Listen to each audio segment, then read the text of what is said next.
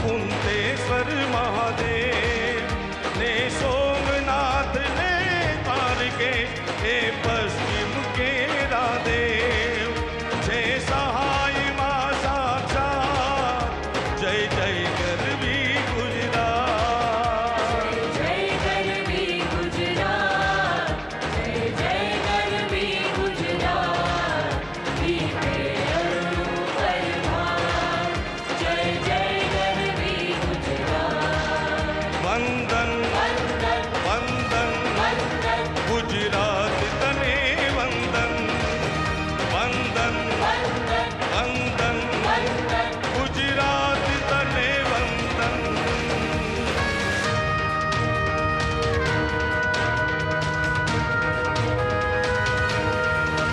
नदी तापी नर्मदा जोय महीने बीजी पण जोय वળી જોઈ સુભદ્રા સુધ રમણ ને રત્નાકર સાગર પર્વત ઉપરથી વીર પૂર્વજો તે આશીષ જય કર સંપે સોએ સહુજા જય જય ગરવી ગુજરાત जय जय गरवी गुजरात जय जय गरवी गुजरात दीपे अरुणु परिभार जय जय गरवी गुजरात वंदन वंदन वंदन वंदन गुजरात तने वंदन वंदन वंदन वंदन वंदन गुजरात तने वंदन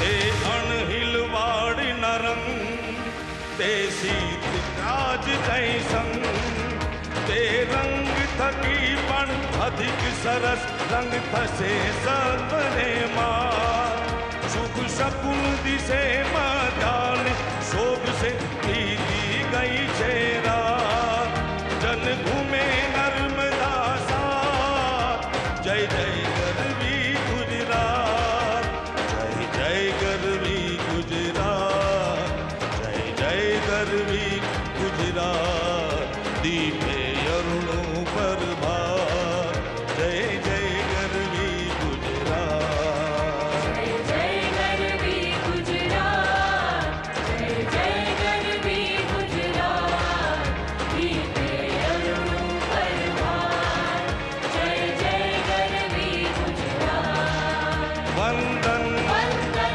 वंदन वंदन गुजरात तने वंदन वंदन वंदन वंदन वंदन गुजरात तने वंदन गुजरात तने वंदन गुजरात तने वंदन वंदन वंदन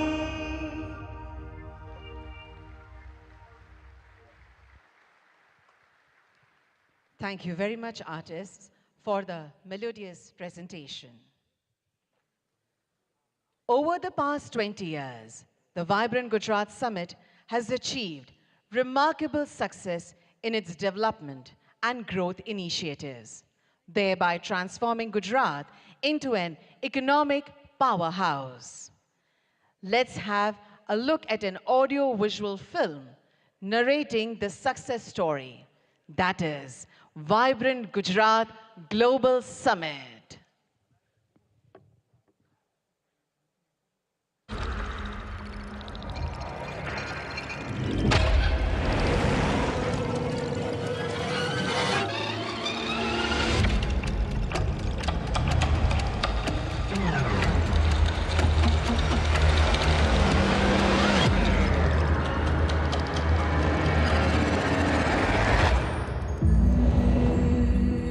A land synonymous with prosperity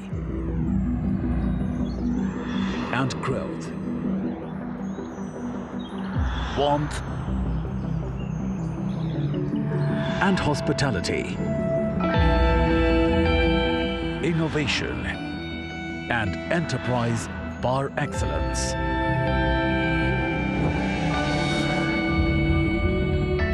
Whose people are committed to the realization of the infinite potential of humankind and wedded to the doctrine of Vasudhaiv Kutumbakam. One earth, one family, one future.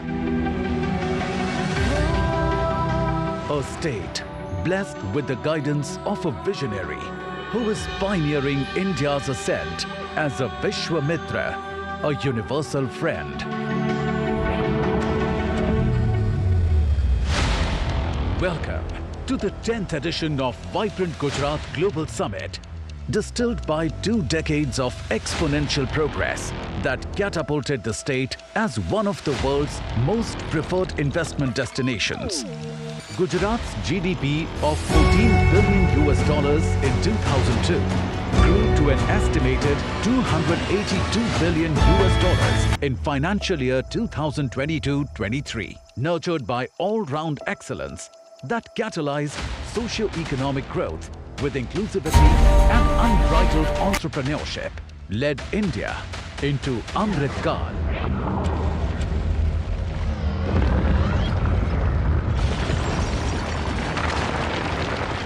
Envisioned in the face of adversity by the Honorable Prime Minister Narendra Modi at a time when he was the Chief Minister of Gujarat, the Vibrant Gujarat Global Summit bears an eloquent testimony to the characteristic resilience and the indomitable spirit of Gujarat.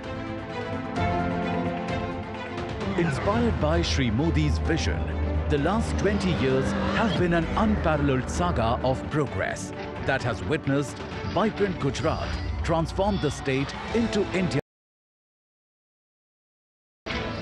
with unmatched state-of-the-art infrastructure,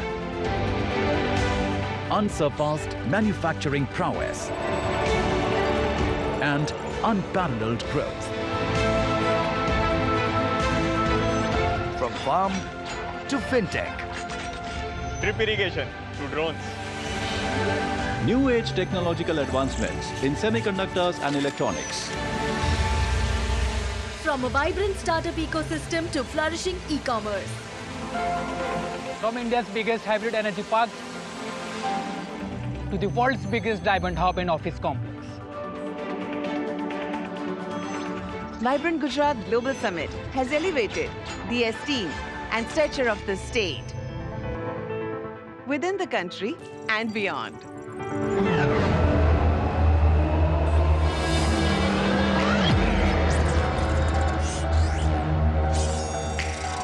Gujarat is fully geared up to spearheading Industry 4.0, heralding the new industrial revolution with human augmentation frameworks and smart manufacturing propelled with the PM Gati Shakti. The transformative approach for integrated and multimodal connectivity. See the world's tomorrow in the Gujarat of today, where Dholera Special Investment Region, a future-ready greenfield smart city, lays the foundation of modern regenerative economies. India's first bullet train is being built to usher in a dynamic ecosystem by fostering innovation and adaptability. Artificial intelligence, robotics and intelligent supply chain orchestration leverage symbiotic growth paradigm and a future-ready landscape with 80% of India's rooftop solar.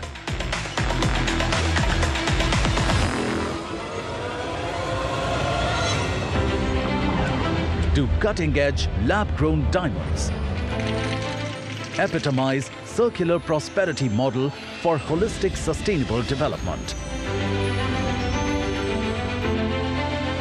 It is gearing India's decade as a launchpad for technology and innovation, with new opportunities in semiconductors and electronics, unlocking infinite potential for startups and e-commerce with quantum-resilient infrastructure, shaping the future of fintech and continuing to foster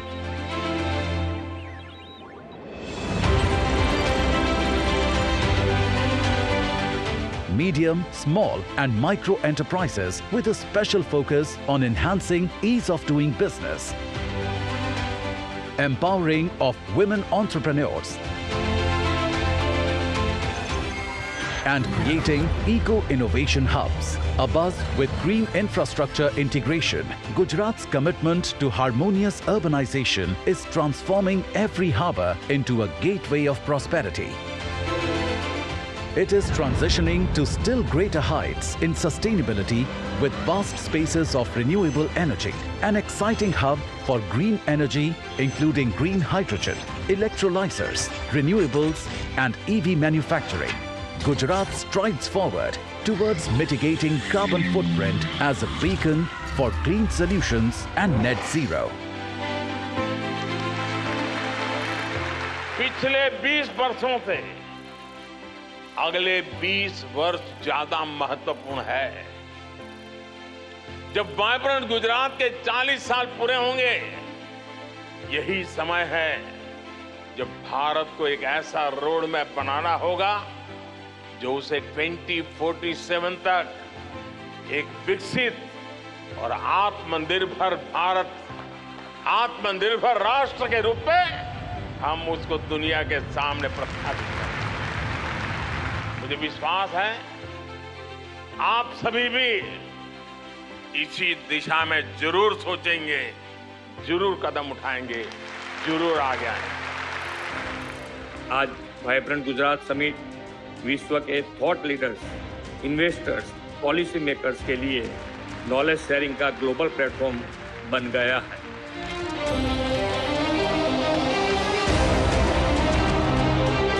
Welcome to the Vibrant Gujarat Global Summit 2024. Welcome to the gateway of a greener earth, richer life, smarter business.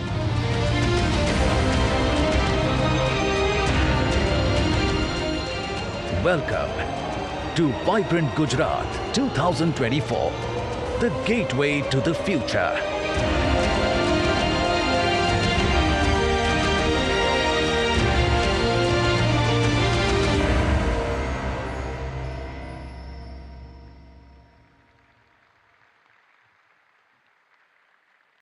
Thank you. With the attributes like transparency, inclusivity, efficiency, empathy, and accountability, the Honorable Chief Minister of Gujarat, Shri Bhupendra Bhai Patel, has steered the state of Gujarat towards progress, ensuring equitable development in all the sectors. Under the prudent governance and pro-business policies of his government, Gujarat has made robust progress. We would like to welcome the Honorable Chief Minister of Gujarat, Shri Bhupendra Bhai Patel, for his address.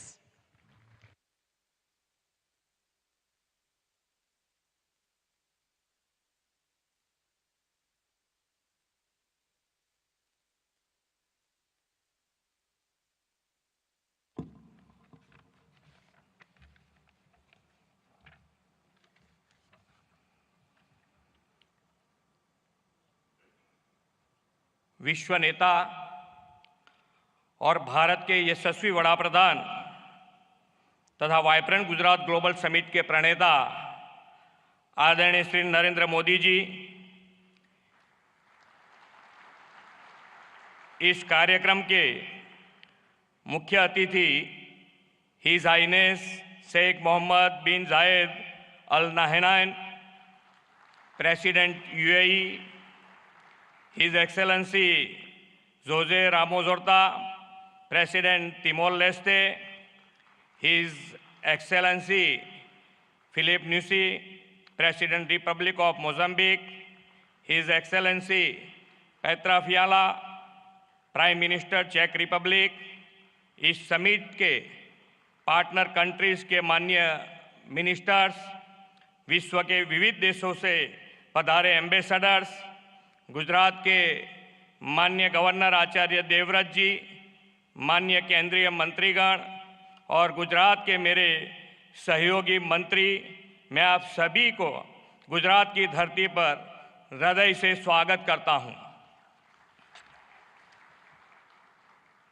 Vibrant summit के pioneer and architect आदरणीय प्रधानमंत्री श्री नरेंद्र मोदी ने vibrant summit को business branding के साथ bonding का भी summit कहा है। आज यहां आप सभी की गौरवमयी उपस्थिति प्रधानमंत्री श्री की इस बात को चरितार्थ करती है। वाइब्रेंट गुजरात ग्लोबल समिट 2024 के खास बनाने वाले 34 पार्टनर कंट्रीज और 16 पार्टनर ऑर्गेनाइजेशन के प्रतिनिधियों का 130 से अधिक देशों के डेलीगेट्स का भी मैं सम्मान के साथ स्वागत करता हूं। Global industries and business community के चेयरपर्सन, सीईओज तथा सीनियर रिप्रेजेंटेटिव्स का भी गुजरात की धरती में स्वागत है। भारतीय संस्कृति के वसुधैव कुटुंबकम, एक पृथ्वी, एक परिवार, एक भविष्य के विचार को प्रधानमंत्री श्री नरेंद्र भाई मोदी ने विश्व तक पहुंचाया है। माननीय प्रधानमंत्री श्री नरेंद्र मोदी जी के नेतृत्व में हाल ही में संपन्न हुई भारत की G20 प्रेसिडेंसी भारतवासियों के लिए एक बड़ी उपलब्धि रही है। आज गुजरात ने विश्व व्यापार, वाणिज्य एवं औद्योगिक क्षेत्र में प्रमुख स्थान हासिल किया है। यह आदरणीय श्री नरेंद्र भाई मोदी के दूरंदेशी तथा कुशल नेतृत्व का ही परिणाम है। आज हम सब वाइब्रेंट गुजरात ग्लोबल समिट 2024 को सफल बनाने के विश्वास के साथ यहाँ एकत्र हुए हैं। 21वीं सदी की शुरुआत में कई चुनौतियों से घिरे गुजरात को तत्कालीन मुख्यमंत्री श्री नरेंद्र भाई मोदी ने वाइब्रेंट समिट के माध्यम से आशा की नई किरण दिखाई थी। 2003 में वाइब्रेंट गुजरात जैसे ये विजनरी इवेंट का प्रारंभ करते हुए आदरणीय श्री नरेंद्र भाई ने कहा था, Gujarat can and Gujaratis will. आज यह समिट 2 दशक की असीम सफलता से पूरे विश्व के लिए नॉलेज शेयरिंग तथा नेटवर्किंग का सम्मानित मंच बन गया है। आज हम बड़े गौरव से कह सकते हैं कि आपकी प्रेरणा से ही Gujarat best destination for investment तथा देश के विकास का ग्रोथ इंजन बन गया है। आदरणीय नरेंद्र भाई जी हर वाइब्रेंट समिट में गुजरात के वर्ल्ड क्लास डेवलपमेंट का विजन और नई पहलों की परिकल्पना हमें दी है। आप ही के मार्गदर्शन और नेतृत्व में गुजरात ने इसे भली भांति साकार किया है। गुजरात आप ही के मार्गदर्शन में पॉलिसी ड्रिवन स्टेट बना है। हम हमारी पॉलिसी के प्रति कमिटेड हैं। हम हर कमिटमेंट को ऑनर करते हैं। प्रधानमंत्री जी ने गुजरात में ग्लोबल फाइनेंस एक्टिविटीज शुरू करने का विजन दिया और परिणाम स्वरूप उनके मार्गदर्शन में गिफ्ट सिटी आज वर्ल्ड की अनेक बड़ी फाइनेंशियल और फिनटेक कंपनियों का हब बन गया है।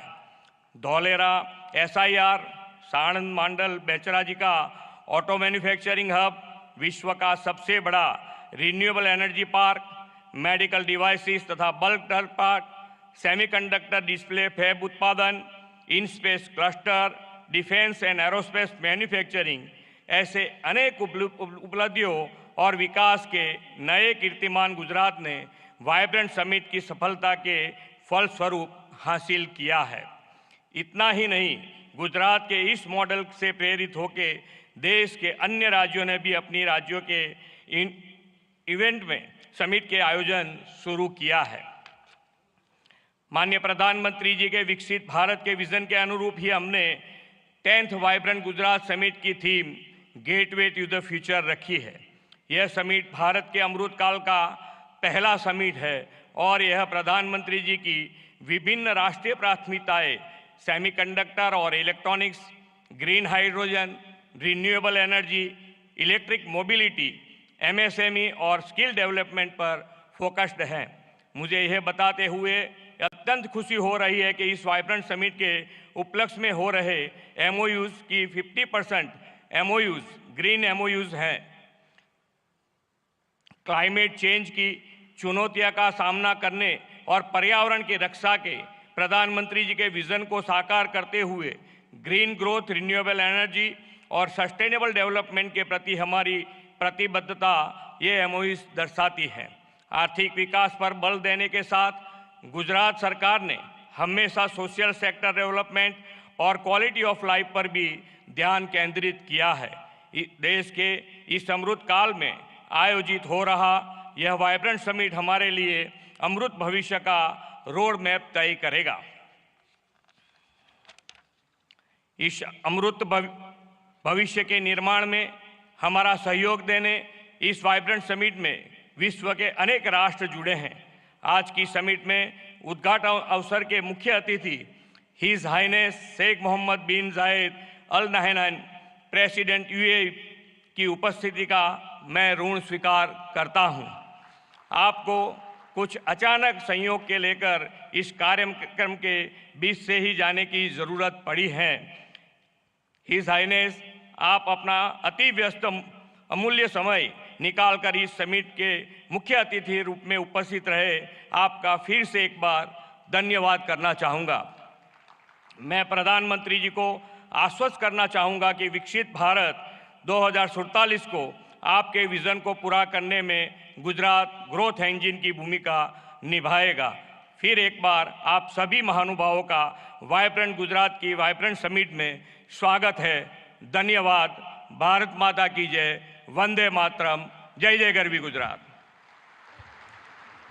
Thank you very much, Honorable Chief Minister, sir, for your welcome address. As mentioned by our Honorable Chief Minister, sir, our chief guest, His Highness Sheikh Mohammed bin Zayed Al Nahyan, Honorable President of the United Arab Emirates and ruler of Abu Dhabi, has to leave due to a pressing commitment, but before that, he has graciously agreed to say a few words. We welcome you, sir.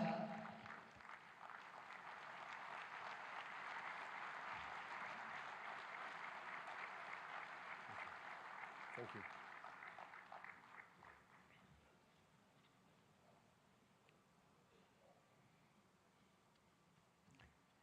السلام عليكم.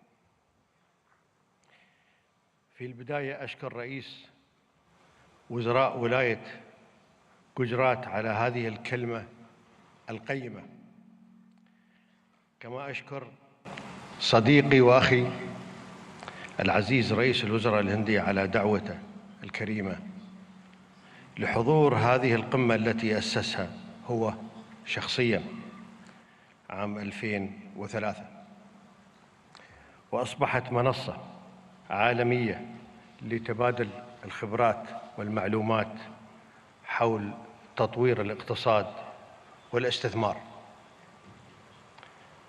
وأهنيكم دولة الرئيس بمناسبة مرور 20 عام على هذه الانطلاقة.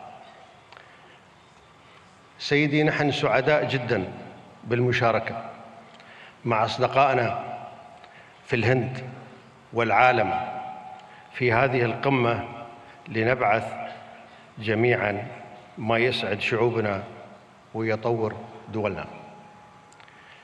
كما أشكر المشاركين والمنظمين لهذه القمة، وأتمنى للجميع النجاح والتوفيق والخروج بنتائج تخدم التعاون والتنمية والازدهار للجميع. شكراً.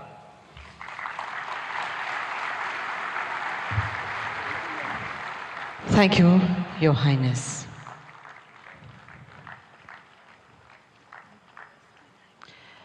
We profusely thank him for his words of appreciation. It is indeed our honor and privilege to have him over here. Our Honorable Prime Minister will see him off and will join us back in few moments. But we shall continue the program.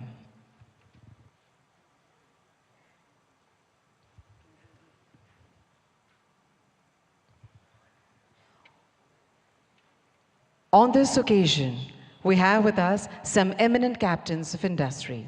We would like to request them to address the gathering and share their insightful perspectives, enriching this prestigious summit with their profound knowledge and vision.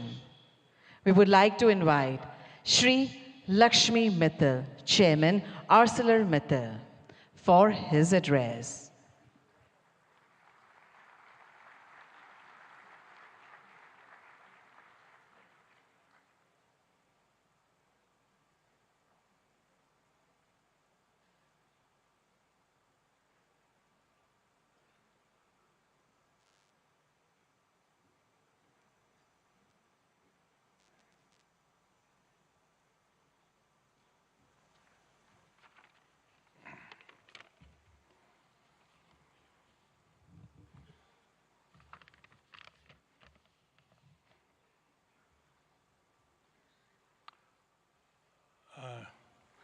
नमस्कार। प्रधानमंत्री जी अभी हैं नहीं, शीघ्र ही आते होंगे, but मैं मुख्यमंत्री श्री भूपेंद्र भाई पटेल जी, गवर्नर आचार्य देवव्रत जी एंड मेरे साथियों एंड ऑनरेबल डिग्निटरीज,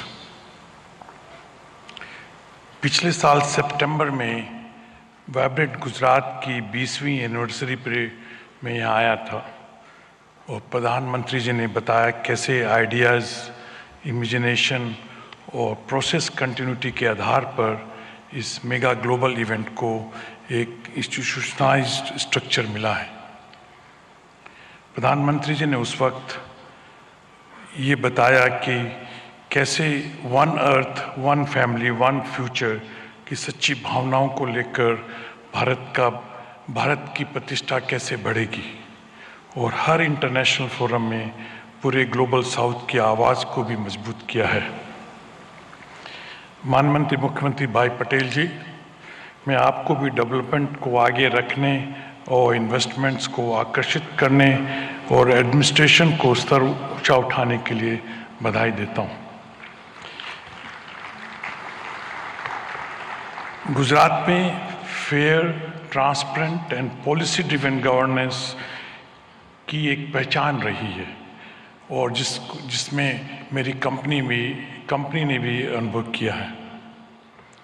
स्टील किसी भी राष्ट्र के आत्मनिर्भरता में एक बड़ी भूमिका निभाता है, क्योंकि ये infrastructure development, urbanisation, renewable sectors, automotive industry, electric vehicles, defence, railways आदि में बहुत उपयोग होता है। ग्लोबल टेक्नोलॉजी को सर्वोत्तम रूप से लाकर हम हाई एंड प्रोडक्ट्स को डेवलप कर रहे हैं, जो एसएमई से स्टार्टअप तक के स्टील कंज्यूमर्स को कम्पिटिटिव बनाने में मदद कर रहा है। गुजरात ने आज से 4 साल पहले आर्सलरमित्तल निप्पन स्टील इंडिया का स्वागत किया था और 2021 में प्रधानमंत्री जी ने और मुख्यमंत्री ने हमारे हजीरा एक्सपेंशन प्रोजेक्ट की भूमि पूजन की थी। मुझे ये बताते हुए गर्व हो रहा है कि ये एक्सपेंशन प्रोजेक्ट तेज़ी से बढ़ रहा है और लक्ष्य के अनुसार इसका फेज़ 1 2026 में पूरा हो जाएगा। आज वाइब्रेंट गुजरात 2024 के इस मौके पर हमने सेकंड फेज़ के लिए MOU साइन किए हैं। जब ये प्रोजेक्ट 2029 में पूरा होगा तो 24 million tonne crude steel production की क्षमता के साथ आर्सलरमित्तल निप्पन स्टील इंडिया का हजीरा साइट विश्व के सबसे बड़े single location integrated steel plant में से एक बन जाएगा। हमें पूरा भरोसा है कि गुजरात सरकार के सहयोग के साथ हम इस प्रोजेक्ट को अगले 5 साल में पूरा करने में सफल होंगे। हम केवल स्टील में ही नहीं है, बल्कि रिन्यूएबल एनर्जी, ग्रीन हाइड्रोजन जैसे इमर्जिंग सेक्टर्स में भी निवेश कर रहे हैं। मैं ये कहना चाहता हूँ कि हम देश के लिए अगला 20 साल बहुत महत्वपूर्ण है और मैं आप सब लोगों को विश्वास दिलाना चाहता हूं कि आत्मनिर्भर और विकसित भारत के 2047 के विजन को पूरा करने के लिए हम रेडी हैं।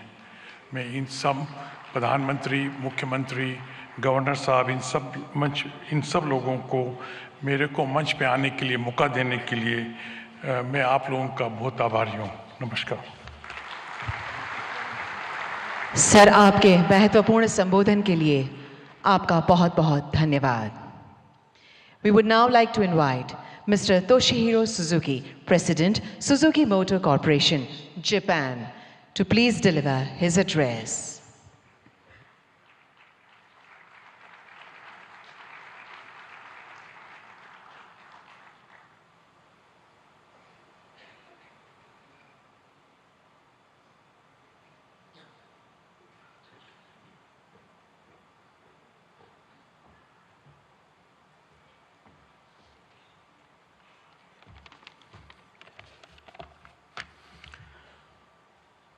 Honorable Prime Minister, Mr. Narendra Modi, and all senior guests, good morning and namaskar.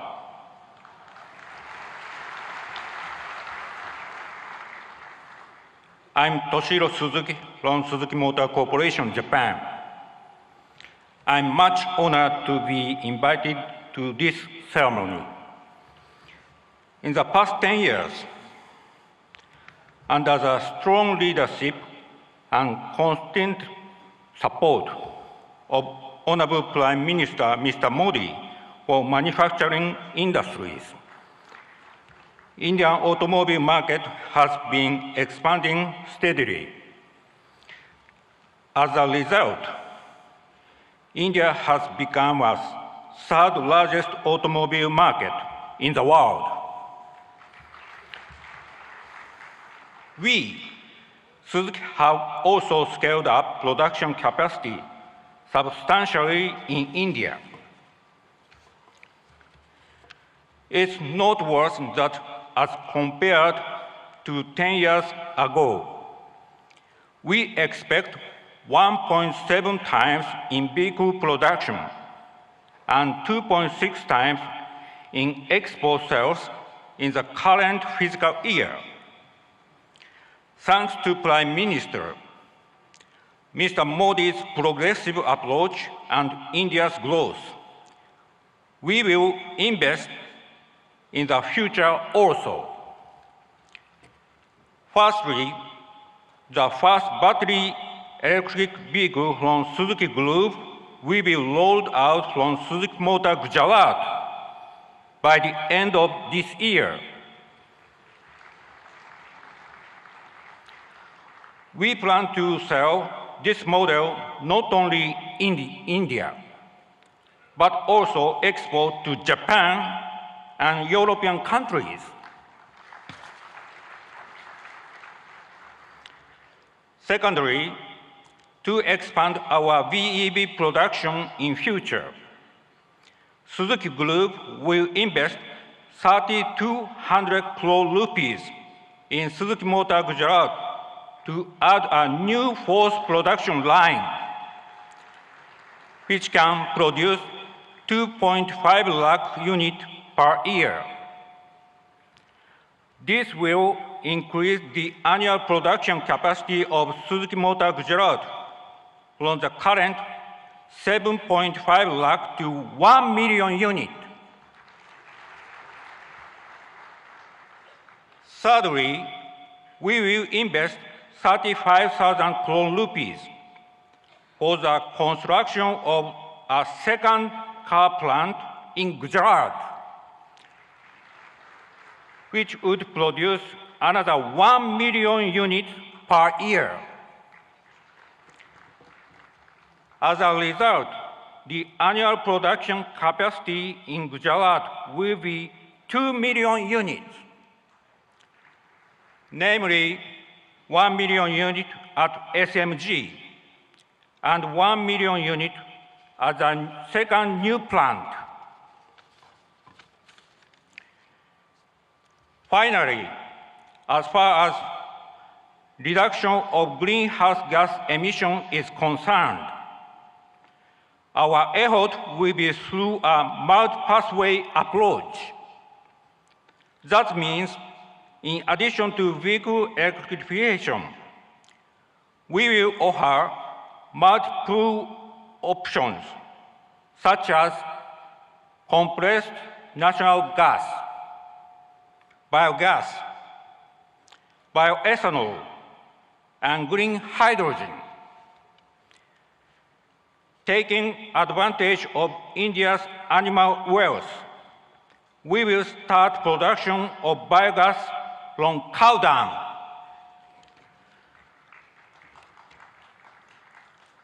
Together with National Dairy Development Board and Balance Dairy, Surat has already started construction of 4 biogas plants in Gujarat.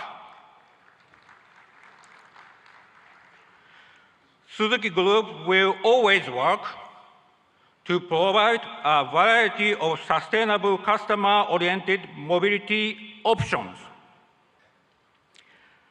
Thank you for your kind attention.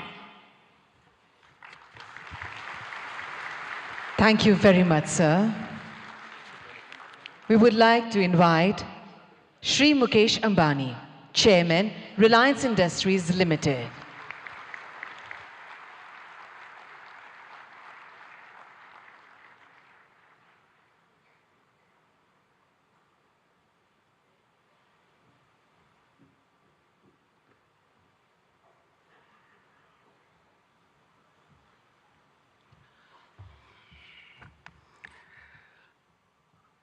Most respected Prime Minister Shri Narendra Bhai, Honorable Chief Minister Bhupendra Bhai Patel ji, distinguished guests and dignitaries from all over the world, ladies and gentlemen.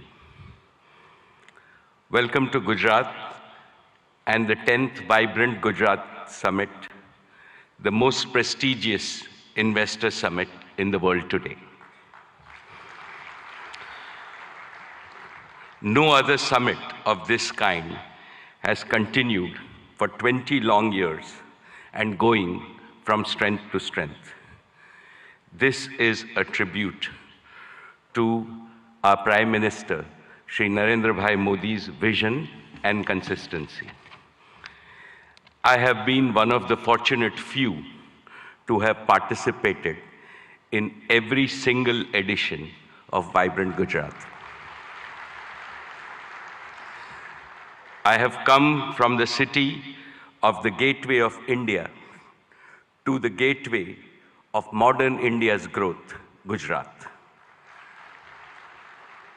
I am a proud Gujarati.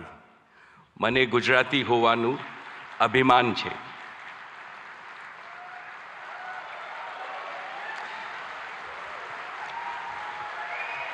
When foreigners think of New India, they think of a new Gujarat, Navu Gujarat. How did this transformation happen?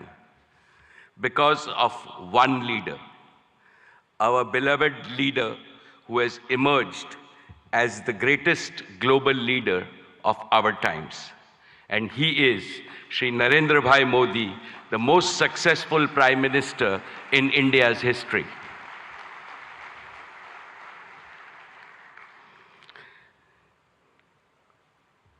About Narendra Bhai, when you speak, the whole world not only listens, but applauds you.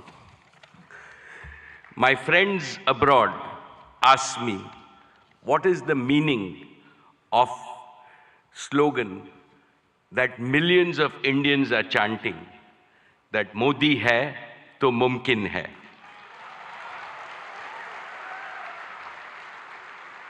I tell them,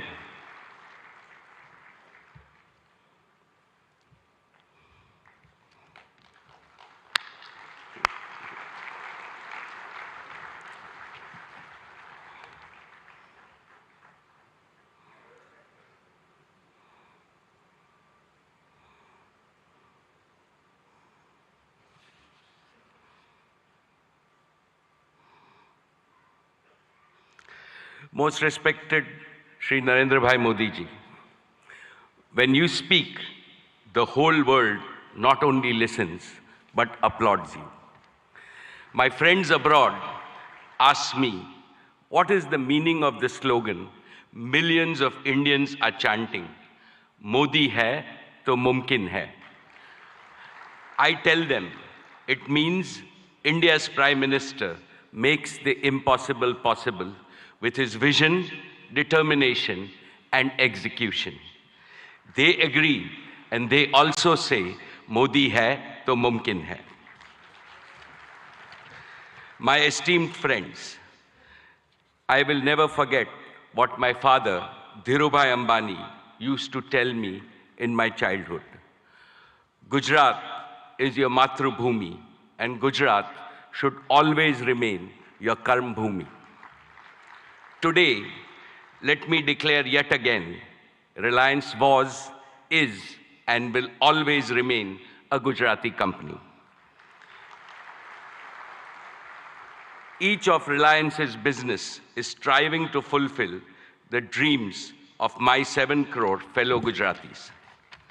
Reliance has invested over $150 billion, that is 12 lakh crores, in creating world-class assets and capacities across India in the last 10 years.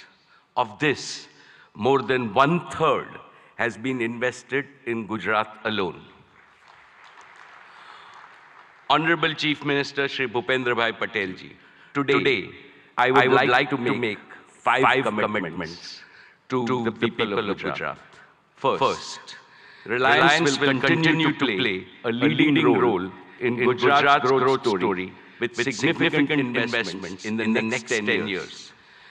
Specifically, Reliance will contribute to making Gujarat a global leader in green growth.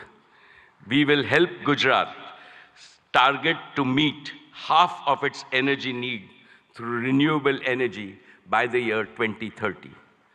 For this, we have started building the Dhirubhai Ambani Green Energy Giga Complex over 5,000 acres in Jamnagar.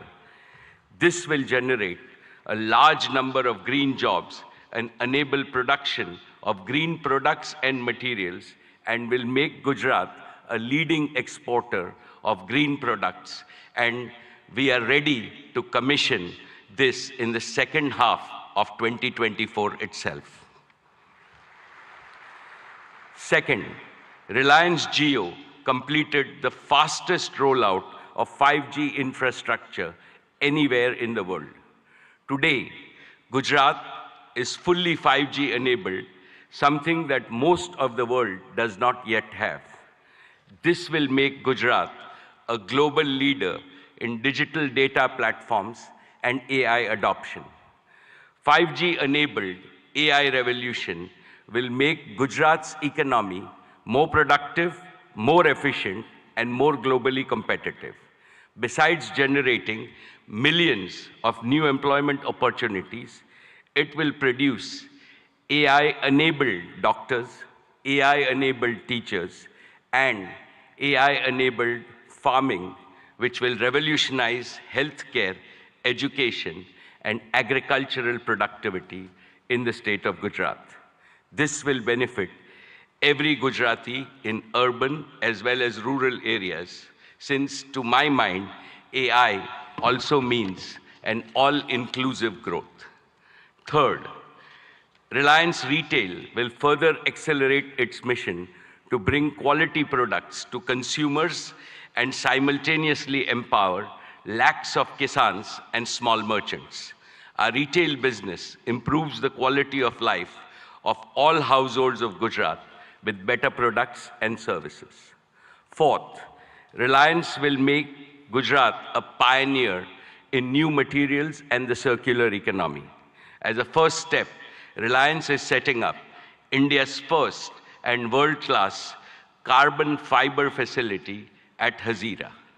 And finally, fifth, Prime Minister Modi ji has announced that India will bid for 2036 Olympics. In preparation for that, Reliance and Reliance Foundation will join forces with several other partners in Gujarat to improve education, sports, and skills infrastructure that will nurture the champions of tomorrow in various Olympic sports.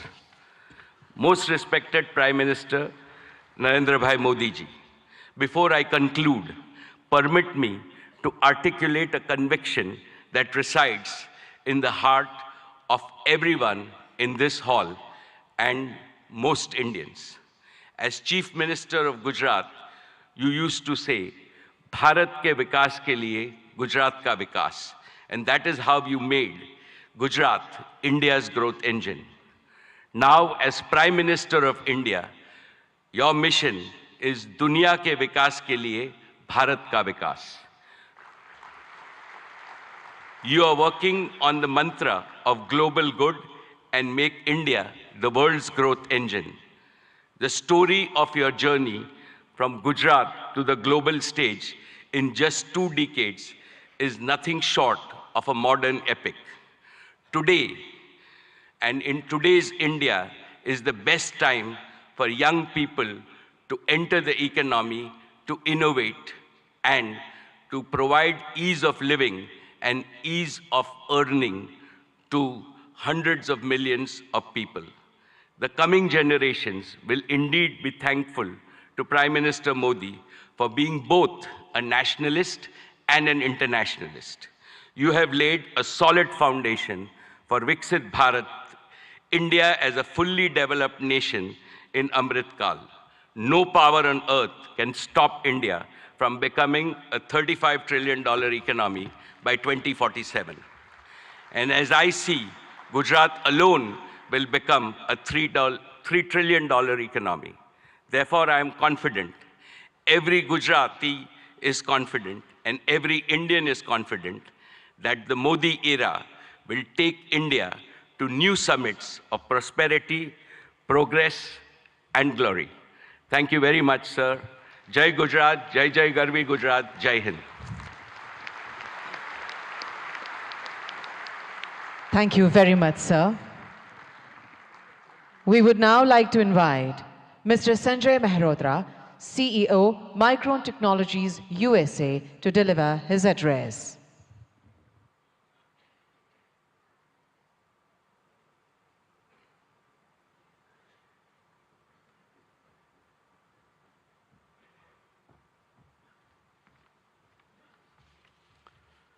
Namaste and good morning. I would like to open by thanking Prime Minister Modi ji. Your vision to make India a global hub for semiconductors will be a huge economic driver for India's future as India marches toward becoming the 3rd largest global economy. I would also like to recognize the several industry leaders who are going to be speaking here today and have already spoken. It truly is an honor for me to share this stage with you to open this critical forum discussing opportunities for India to accelerate domestic manufacturing as India marches towards a very bright future. There is a tremendous opportunity ahead for India in semiconductors. Vibrant Gujarat will also address the visionary ideas that are critical for India's growth as a semiconductor power. Today, I'm proud to represent Micron. Micron is one of the world's largest semiconductor companies and the leader in memory and storage. Micron's innovations have been at the heart of all computing systems for more than 4 decades. Memory is a key enabler of AI, and Micron is a leading powerhouse in memory. I'm proud that in June, we announced plans to build a world-class memory assembly and test facility right here in Gujarat, the first of its kind in India. I'm grateful to the Indian government and all the officials with the great support from Bhupendra Bhai ji and the central government and the state government, all that have been involved in making this investment possible. We have begun phased construction and proud to partner with Tata projects to build this world-class facility. In fact, I visited this facility just yesterday, and the construction is coming along very nicely. The first phase, 500,000 square feet of planned clean room space, will be operational by early 2025. Hiring has already begun, and we estimate that this project will create 5,000 new direct jobs for Micron here in Sanand, Gujarat, and will also create an additional 15,000 community jobs over the coming years. The combined investment by Micron and the government over the course of both phases could reach up to 2.75 billion US dollars. Government support will help fund the project and facilitate access to essential semiconductor infrastructure and resources, which will drive innovation and enhance local talent development. We see our investment helping initiate a cluster of semiconductor investment, building momentum that will benefit India's manufacturing goals. We are hopeful that our investment will help catalyze other investments in the sector, strengthen India's manufacturing capability, drive innovation, and support broader job creation. In fact, I'm pleased that my good friend Jeffrey Chan, who's going to be speaking here soon, of Simtech, is considering bringing his substrate manufacturing capabilities here to Gujarat in support of Micron's plant here. This is an example of the ecosystem, the cluster that Micron is capable of generating as an anchor semiconductor company here in Gujarat, here in India. We are proud to partner with India to bring advanced semiconductor memory assembly and a greater technology manufacturing ecosystem to Gujarat. Together, we are building the future of technology manufacturing, not just for Micron, not just for Gujarat, not just for India, but for the world. Thank you. Thank you very much, sir.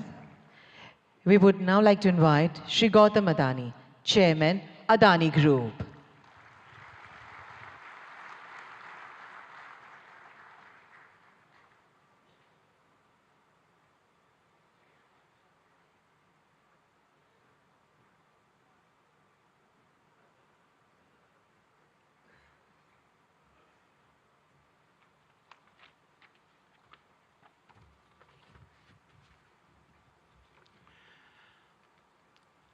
Honorable Prime Minister, Shri Narendra Modi, distinguished heads of government of our partner countries, His Excellency Governor of Gujarat, Honorable Chief Minister Shri Bhupendra Patel, distinguished ministers, captains of industries, and my dear friends. Good morning. It is a privilege to address the 10th Vibrant Gujarat Summit. I take immense pride in having been a part of every one of these summits. Honorable Prime Minister, Vibrant Gujarat is a stunning manifestation of your extraordinary vision. It has all your hallmark signatures, merging grand ambition, massive scale, meticulous governance, and a flawless executions. It ignited a nationwide movement as all our states march forward, competing and cooperating to fundamentally remodel India's industrial landscape. The statistics of the past decade are remarkable. Since 2014, India's GDP has grown by 185% and per capita income by a stunning 165%. This achievement is unparalleled, especially considering this decade's geopolitical conflicts and a pandemic challenges. Honorable Prime Minister, your achievements on the international stage are equally remarkable. You have taken us from a country seeking a voice on a global platforms to a nation that now creates the global platforms. The Solar Alliance platform, an initiative you conceptualized, and your leadership at the G20 platform set a benchmark for a more inclusive world order. Adding the Global South to the G20 is a defining moment in our modern history. Honorable Prime Minister, you don't just predict the future, you shape it. You have reoriented India to become the world's fastest growing nation and position her as the global social champion driven by the two philosophies of Vasudhaiva Kutumbakam and a Vishwaguru. And the best is yet to come. With your foresight in harnessing India's youth to build a Viksit Bharat and make India a fully developed nation by 2047, you have ensured that the India of today is poised to shape the global future of tomorrow. Honorable Chief Minister, at the previous summit, I announced our investment of over rupees 55,000 crores by 2025. We have already surpassed rupees 50,000 crore across the various sectors I had promised and have vastly exceeded our target of 25,000 direct and indirect jobs. Today, I commit to further investments. We are constructing the world's largest green energy park in a Khavda district, Kutch, generating 30 gigawatt of our renewable energy over 725 square kilometers. Even visible is from space. We are expanding the green supply chain for an Atmanirbhar Bharat and creating the largest integrated renewable energy ecosystems. This includes solar panels, wind turbines, hydrogen electrolyzers, green ammonia, PVC, and expansion in a copper and cement projects. Over the next 5 years, the Adani Group will invest over rupees 2 lakhs crore in Gujarat, thereby creating over 100,000 direct and indirect jobs. I am grateful for your support. It is my commitment that I will do my part to contribute to a Viksit Gujarat. Thank you. Jai Jai Garvi Gujarat. Jai Hind. Thank you very much, sir. We would now like to invite Mr. Jeffrey Chun, Global CEO, Simtech, South Korea.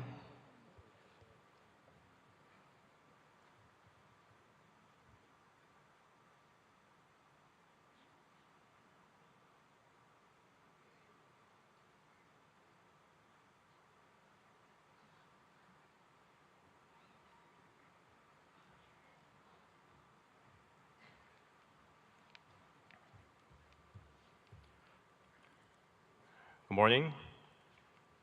Thank you, Honorable Prime Minister, Head of State, Government, Union and State Ministers, senior officials of Government of India, and the State Government of Gujarat for hosting Vibrant Gujarat Global Summit 2024. It is my great honor to participate in this event and given the opportunity to interact with global and national industry leaders and other distinguished guests. As a supply chain partner for the semiconductor assembly and test industry, we, SIMTech, provide the best-in-class semiconductor packaging, IC substrates, and high-density interconnect printed circuit boards to our industry-leading customers. We are very excited to share our own angle to the India project as a co-location investment. Following our major customer, Micron's project in the state of Gujarat. I would like to emphasize that this is not our first time supporting our key customers' supply chain network with co-location investment. We have already done our project with Micron in China more than 10 years ago. We have recently executed another project in Malaysia together. Through these projects, we have proven to the market that co-location investment really boosted the growth of a semiconductor ecosystem in the region, and that it also helped our business to settle in the initial stage of the investment, which would not have been possible without the support of the next-door neighbor like Micron. Vibrant Gujarat Global Summit 2024 showcases the global movement of creating a new supply chain network in a fast-growing nation like India. And SIMTech, as a company from Korea, is very proud to be part of this movement to achieve a new milestone, making a prosperous Gujarat for self-reliant India supply chain. We are now preparing for another round of co-location investment in India, following Micron's investment plan in Gujarat state. And I'm very pleased to share the progress with the audience today that with the support from the central and state government, we are ready to make an investment, a significant investment in India and create thousands of job opportunities for high-skilled talents in the state of Gujarat together with Micron. And most of all, elevating the India's PCB and IC packaging substrate industry to another level to make India's presence in the semiconductor supply chain network much stronger. We really look forward to further supporting our customers' supply chain, both in India and globally. And we will further enable India's domestic players to be part of the global supply chain ecosystem. Thank you very much. Thank you very much, sir. We now invite Shri N. Chandrasekharan, Chairman, Tata Sons Limited, for his address.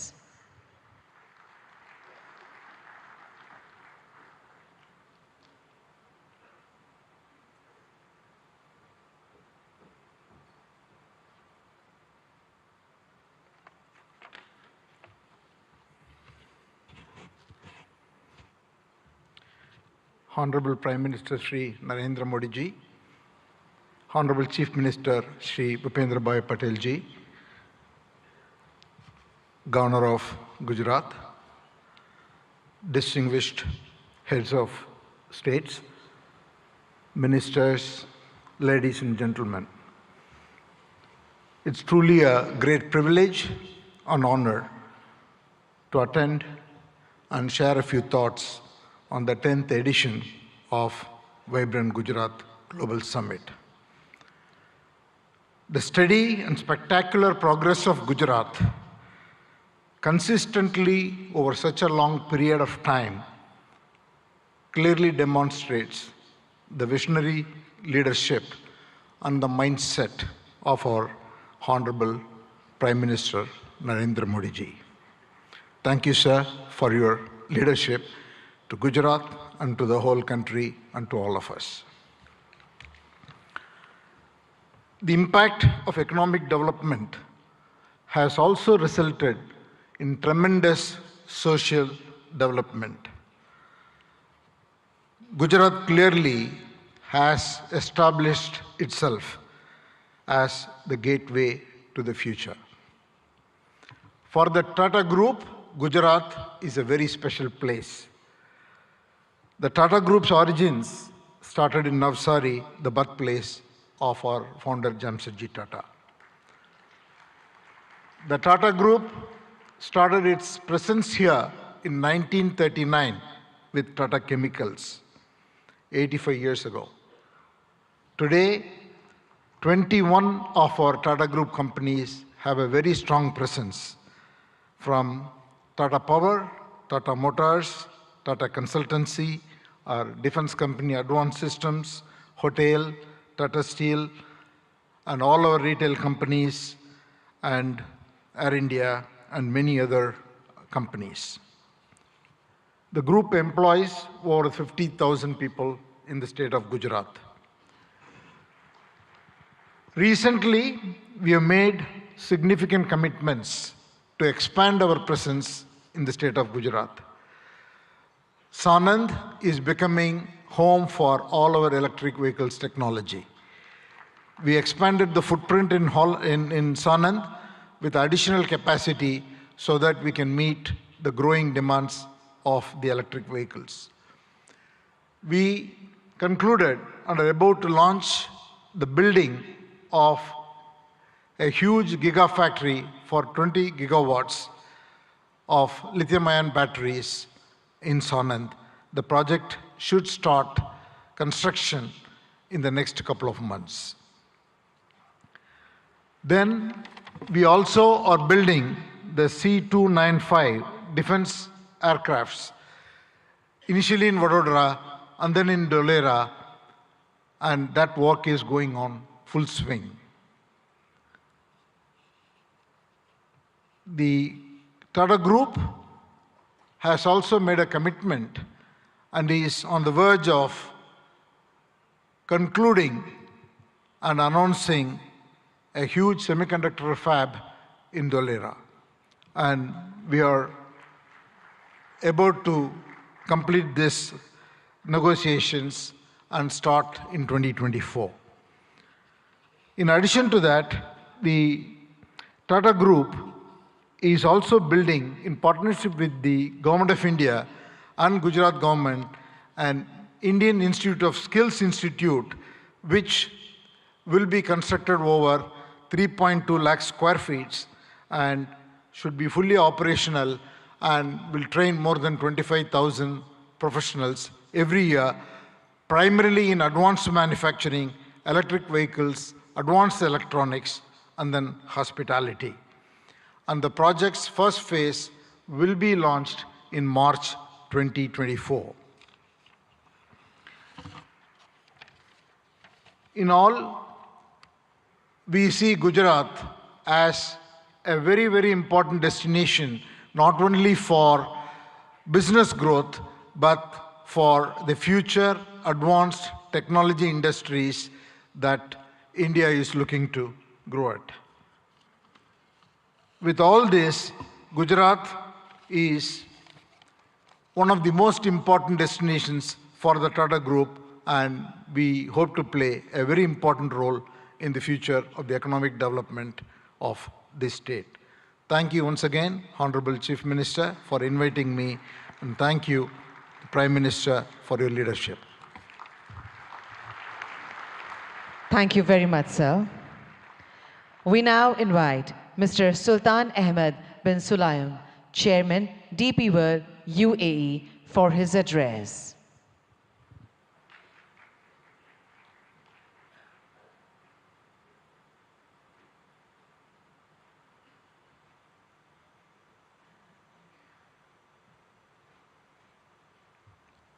Honorable Minister, Shri Narendra Modi, Honorable Chief Minister of Gujarat, Shri Bhupendra Patel, dignitaries of Government of India, UAE, and partner countries. distinguished guests, good morning. It's a great honor and a privilege to address the inaugural session of the 10th edition of the Vibrant Gujarat Global Summit. It is heartening to see Honorable Prime Minister Modi's vision of Vibrant Gujarat became a reality. I would like to congratulate and thank the Government of Gujarat, led by Honorable Chief Minister Bhupendra Patel, for organizing this summit and inviting me. The 10th edition of the Vibrant Gujarat Summit truly showcases its exponential rise as India's premier business forum, guiding the nation to Honorable Prime Minister's vision of Viksit Bharat 2047. Gujarat also have been a pioneer in developing and promoting various industrial clusters and states, such as the Gujarat International Finance Tech City, the Dholera Special Investment Region, and the Gujarat Maritime Cluster, truly acting as the gateway to the future. Gujarat has a special place within the strong bilateral ties between UAE and India. The UAE is one of the biggest overseas investors in Gujarat, having invested more than $2.4 billion since 2017. And these strong connections have seen Gujarat export more than $7 billion worth of goods to UAE in the last year. India was the fastest growing major economy in the world in 2023.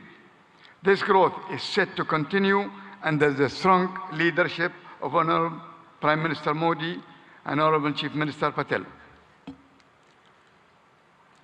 Through investment and initiative like Gati Shakti, Gujarat and India will continue to realize their potential economic powerhouses.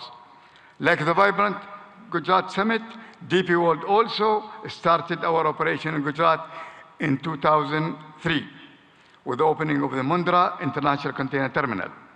Since 2003, DP World have invested in the state of Gujarat as well in other states in India in the tune of $2.5 billion. To develop multimodal logistics, ecosystem connection ports to free trade zone, container freight station, inland rail terminal, contract logistic, cold chain, and express cargo services. DP World is planning in the next 3 years to invest, in addition to that, $3 billion. We will continue to support Gujarat economy by building state-of-the-art container terminal at Kandla with a capacity of 2 million containers. Looking ahead, we foresee deeper trade, employment, and cultural collaboration between India and UAE. DP World has signed strategic memorandum of understanding with the government of Gujarat on the sideline of the summit, which reiterates our commitment to the state of Gujarat and India. We are proud to partner with the government for the development of India's logistics sector, and we will continue to support the manufacturing industries of Gujarat and the rest of India to make India goods globally competitive and accessible. I am grateful to the government of Gujarat and to the organizer for inviting me to this summit, and I am certain that the 10th edition of Vibrant Gujarat will set new benchmarks for success for years to come. Thank you very much. Thank you very much, sir. We now invite Mr. Shankar Trivedi, Senior Vice President, NVIDIA Global Field Operations, for his address.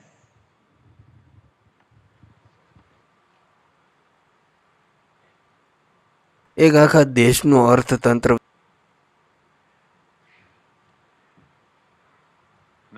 Vicky નાખ્યું ફક્ત વડાપ્રધાન મોદીના Maldives Prime Minister Narendra Modi ji, Honorable Chief Minister Bhupendra Bhai Patel ji, લક્ષદ્વીપના પ્રવાસ heads of બાદ state and leaders of government and captains of industry, ladies and gentlemen, ane bhaiyo ane behno.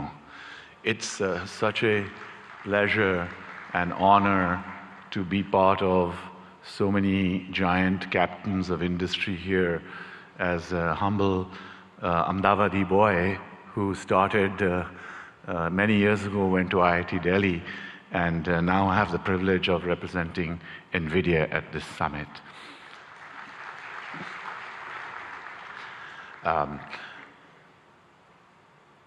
Generative AI is going to change the way we work, the way we do business, the way we govern, the way we live. Just like the internet starting 30 years ago and the mobile revolution starting 25 years ago, the generative AI revolution will also do the same. Generative AI is going to affect all of you. More than 5 years ago, Prime Minister Narendra Modi ji invited my CEO Jensen Huang to deliver a lecture to all of the heads of Indian governments in the Vigyan Bhavan. It is the first time that a global leader actually talked about implementing of AI. Thanks to the leadership of Prime Minister Modi ji, it has been a catalyst to accelerate the adoption of generative AI in India and also here in Gujarat. Today, I want to give you 3 specific things that NVIDIA has actioned over the last few months. Number 1, skills development. We have created digital content that can be delivered online and in person to hundreds of thousands of students, developers, researchers, and technical institutions. We are already rolling out this curriculum content on generative AI to all of our business partners here in India, especially the global systems integrators. We are now most willing and keen and eager to partner with universities and technical institutions here in Gujarat and elsewhere in India to deliver this compelling content to the hundreds and thousands of developers in India. India has scale, India has talent, India has amazing data, India has a unique culture. Sovereign generative AI requires scalable AI data center infrastructure, hardware and software in order to be successful. So secondly, I'm delighted to tell you that we are partnering with all of India's leading business groups, the Tatas, Reliance Group, and many others, to set up state-of-the-art AI data center facilities and provision them here in India. Specifically today, I'm very happy to inform you that our partner Yotta is setting up a state-of-the-art AI data center here in Gift City, and it will be available and go live before the end of March. Thank you, sir. And thirdly, we are very strong supporters of Make in India. Make in India for India and Make in India for the world. Our partners such as NetWeb and others, Eviden, Atos, are actually already making state-of-the-art AI hardware for consumption here in India and elsewhere in the world. And we are working strongly with partners both in the upstream semiconductor and ecosystems such as Sanjay and his company at Micron and other semiconductor ecosystem partners, as well as downstream partners such as our system OEMs, our ODMs, our contract manufacturers, and other data center providers to establish a very strong AI electronics ecosystem in India, which can service not just here in India and Gujarat, but also the global economy. Thank you again, sir, and it's a pleasure and privilege to be here. Jai Hind, Jai Garvi Gujarat, and of course, God bless America too. Thank you. Thank you very much, sir. We now invite Mr. Nikhil Kamath, co-founder and CFO, Zerodha.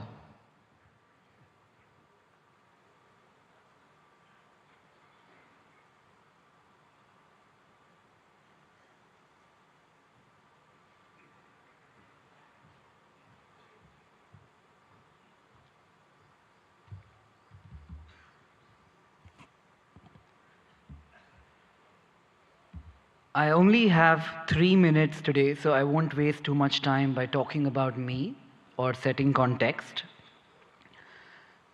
Picture a 17-year-old boy, a school dropout in Bangalore from 20 years ago, not particularly smart, not too educated, and no capital at hand. Bangalore from 20 years ago was a lot quieter, greener, without the vibrance that one might associate with Bangalore today. The fact that I'm able to stand here today in front of all of you, people I have idolized for so long, that opportunity to me has been incredible, and that to me is the India story. I often hear people talking about what India could be 10 years from now, what needs to change, or the fact that we will arrive in 10 years, in 5 years, or a certain period of time from today. I think we are standing too close to the trees and not seeing the forest, because the India I am in today, that is the India that, to me, has already arrived.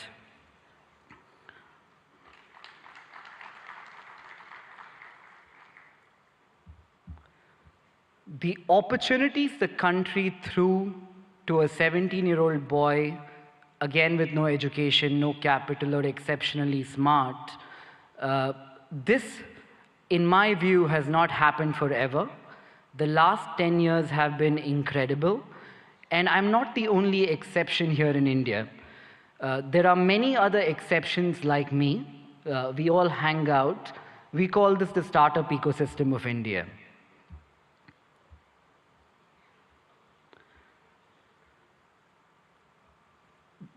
The big change in India from the last decade, in my opinion, also has been that entrepreneurship has moved from something that we have all watched around us, heard in movies, or thought could happen, something that we aspire to entrepreneurship today, which is something that we all are actively trying. You could take an example of this being a housewife watching Shark Tank, a small-time shoe salesman selling online on Flipkart.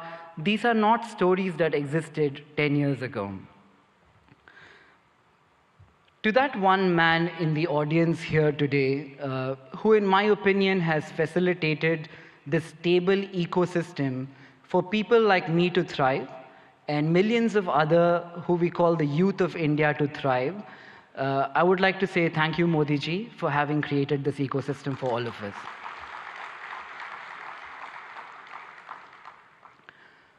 Growing up, I used to talk to people, that one relative in my family who went abroad, studied, and did very well. Traveling to the West seemed to be the best thing that could happen to anybody. Today, when I talk to Indians in the West who have done very well, the only thing I hear from them, it's a very young word, I call it FOMO, the fear of missing out. They're talking about India as the story that they fear missing out today. That change which has happened in the last 10 years is so evident to see that it makes me feel proud, it makes me feel like I'm in the right place at the right time, and that place today is India.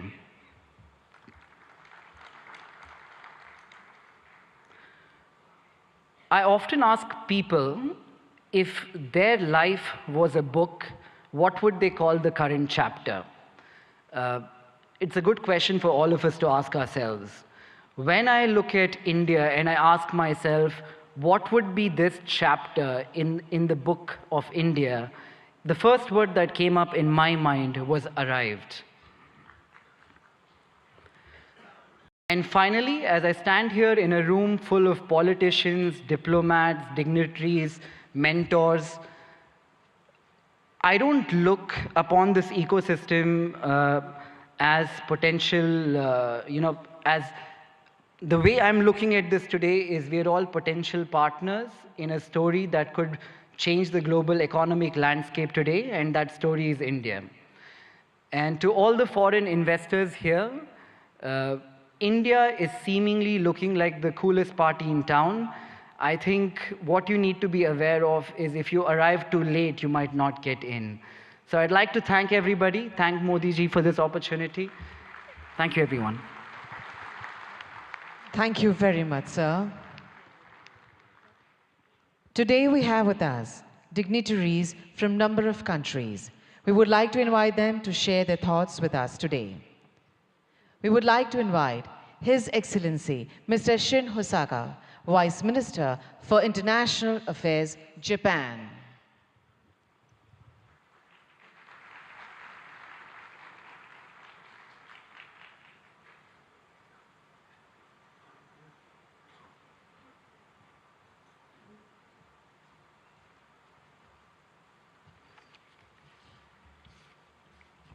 Namaskar. Good morning.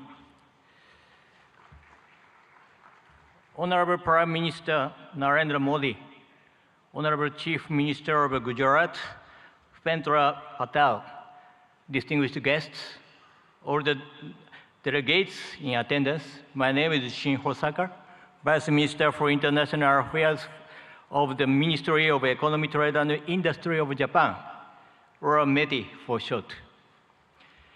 First of all, on behalf of the Japanese government, I'd like to express our gratitude to Prime Minister Modi for the letter to our Prime Minister Kishida expressing his condolences regarding the large earthquake January 1st in the Noto region in Japan.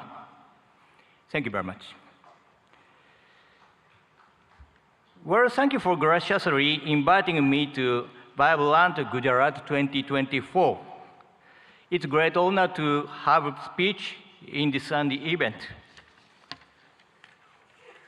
With the world facing multiple crises that include natural disasters, climate change, and geopolitical tensions, firm international cooperation for addressing challenges on a global scale is taking on greater importance. I wish to express my admiration for the formidable leadership of Prime Minister Modi, who despite such difficult circumstances, has successfully upheld India's great responsibility of the G20 presidency and continues to tackle the promotion of economic cooperation among the global South nations and the resolution of other challenges on a worldwide scale. India and Japan are special strategic global partners bound by the universal values of freedom, democracy, human rights, and rule of law that we have shared over our long history of exchange. Being that we are at such global turning point, I firmly feel that more than ever, the strengthening of relations between India and Japan in the economic sector is imperative for the sake of carving out a sustainable, peaceful future. Up to this point, Japanese corporations have continued to invest in the nation of India with a cumulative amount of investment between 2000 and 2023, reaching $38.3 billion. This amount is second in the world when tax havens are excluded. The number of Japanese corporations that have entered into the Indian market, and the number of their bases of operations they have respectively reached 1,400 and 4,800. Over time, these corporations have kept on contributing to the further development of India's manufacturing sector, particularly the automotive field. In the state of Gujarat, a manufacturing industry ecosystem centered on the 4- and 2-wheeled vehicle sectors have been intensively built there. In order to further accelerate the Make in India initiative, Japan will further tackle the improvement of the investment environment through support for Japanese industrial parks. Gujarat currently hosts 6 Japanese-style manufacturing schools where we develop human resources to work on the manufacturing front lines. We intend to continue lending our cooperation in this field going forward. Initiatives by Japanese corporations are also extremely active. To give an example, Suzuki has already produced 750,000 vehicles at its Gujarat-based factory that it sells all over the world, not just in India. Moreover, the company has also adopted a plan to export electric vehicles produced in Gujarat to Japan and Europe in 2025 and beyond. I feel deep gratitude towards the Indian Gujarat governments for their cooperation for so long. Last July, we announced the Japan-India Industrial Co-Creation Initiatives in order to go beyond cooperation in the automotive industry and other existing industry domains to create industries in the name of further developing relations between our respective nations as we move forward. In the semiconductor, hydrogen green, and digital domains in particular, METE is carrying out preparation to proactively assist with business development in India. For cooperation surrounding semiconductors, in July 2023, we executed the Japan-India Semiconductor Supply Chain Partnership and launched a policy dialogue. Last November, we promptly held our first meeting of that partnership, which had over 100 individuals representing Japanese semiconductor-related enterprises in attendance. This time, as well, we carefully selected some semiconductor corporations with considerable potential to contribute to India and asked them to accompany us here. We hope to go beyond contribution to the establishment of semiconductor ecosystem in India in the form of developing semiconductor manufacturing environment, improving the logistic environment, and developing semiconductor human capital. For the hydrogen domains as well, we are providing support for attracting Japanese cooperation to India and lowering the initial risk associated with the start of operations in order to accelerate cooperation with the nation. In fact, world-leading equipment such as water electricity systems and ammonia mixed combustion burners is in the process of being introduced in India. In addition, METE will enact budgetary measures of $200 million for the purpose of accelerating economic cooperation with India.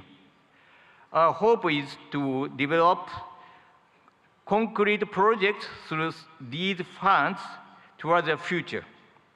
The concept of Vibrant Gujarat 2024 is gateway to the future. Let Japan, with its accumulation of technology, and India, whose growth is just beginning, join hands in driving forward international society and carving out the future of the world. I will close my speech with the pledge of cooperation as a representative of Japan, India's best friend. Thank you for being such an attentive audience. Thank you very much. Thank you very much, sir. We now invite His Excellency Mr. Ibrahim Yusuf Al Mubarak, Assistant Minister of Investment, Kingdom of Saudi Arabia, for his address.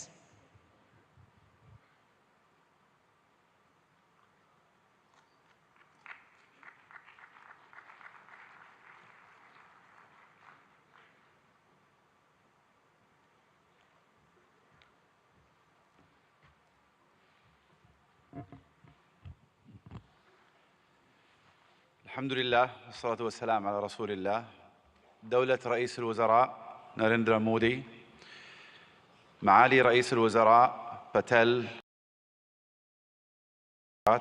أصحاب الفخامة والسمو والمعالي الحضور الكرام، السلام عليكم ورحمة الله وبركاته.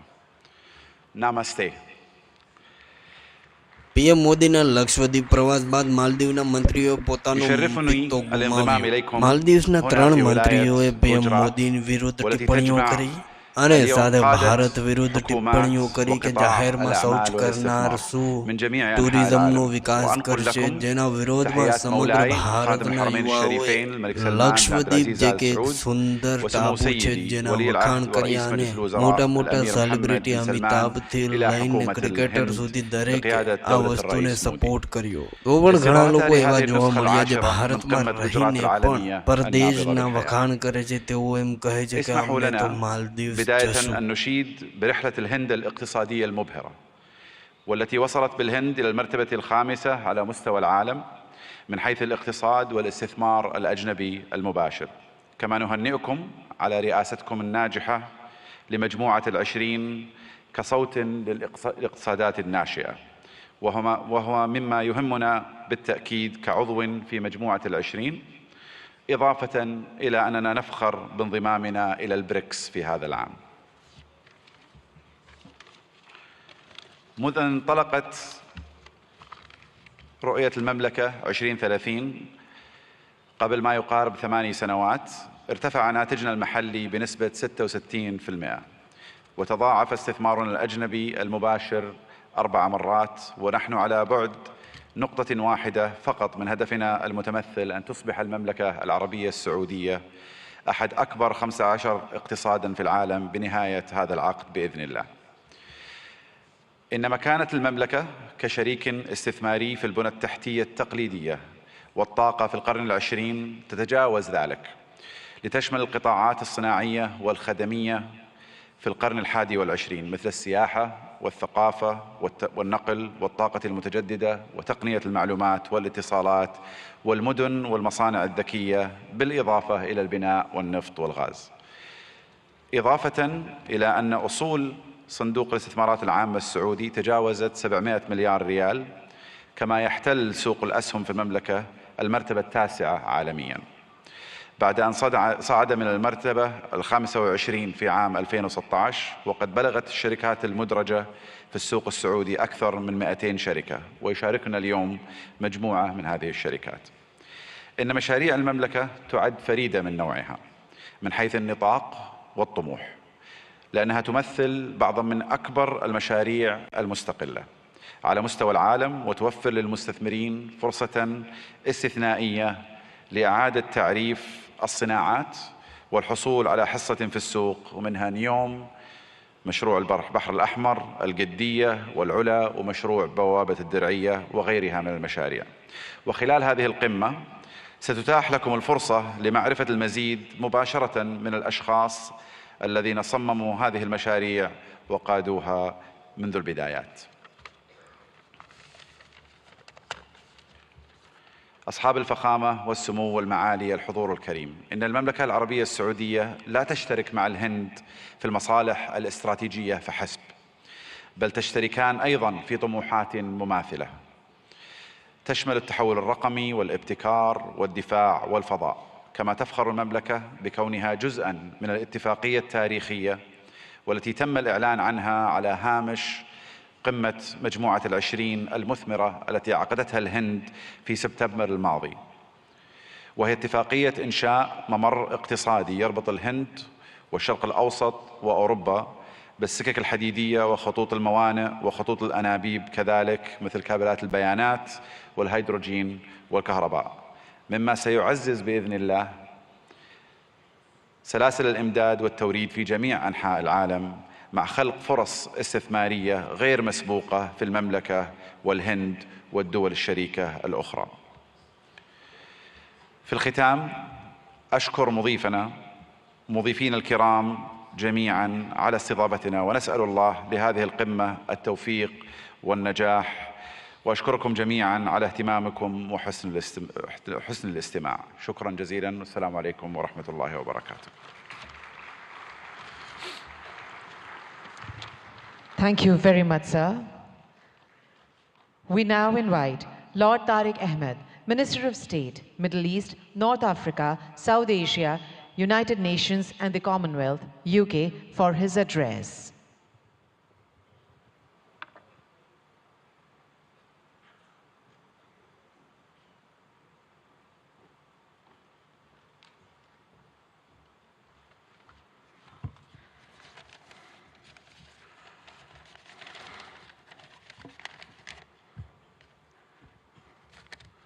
Honorable Prime Minister Narendra Modi ji, Chief Minister, President, Your Excellencies, ladies and gentlemen, and keeping with the tradition, I too can use the phrase, bhaiyo aur behno. Britani sarkar ki taraf se, Bharati sarkar ko namaskar aur bahut-bahut बधाई हो। मुझे बड़ी खुशी है कि आज ब्रितानी का सरकार का नुमाइंदा एक ऐसा इंसान है जिसका हिंदुस्तान से एक गहरा ताल्लुक है। Prime Minister Modi ji, you defined the living bridge between our United Kingdom and India. And therefore it is appropriate that I also extend the greetings of my Prime Minister, Rishi Sunak, indeed the son-in-law of Bharat, the son-in-law of India. And on this occasion of the 10th Vibrant Gujarat, it's my honor to represent the British government on this auspicious occasion.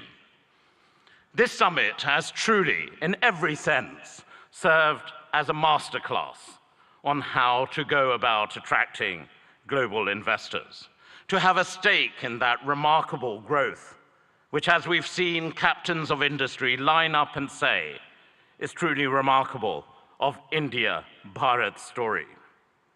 Our nations may be separated by thousands of miles geographically, but that vast distance can diminish with the warmth between our people, that living bridge. And there is so much in common between our two nations. I'm going to park the whole theory of cricket for a moment, but that is an important bridge. And to those nations represented here who don't quite understand cricket, I assure you we, the UK and India, stand together in helping you understand this great game. But India's leadership, and in congratulating the Prime Minister and indeed the whole government of India on G20 last year, was a true testament to its determination. And I'm grateful to my friend, the Minister for External Affairs, Jaishankar ji, for your leadership during that occasion, along with Prime Minister Modi ji as well. And I'm really confident, Prime Minister, that this living bridge of people and ideas and innovation will truly make our partnership a potent combination for the years ahead. And I just want to reflect briefly on the why this is. India is the second largest investor in the United Kingdom.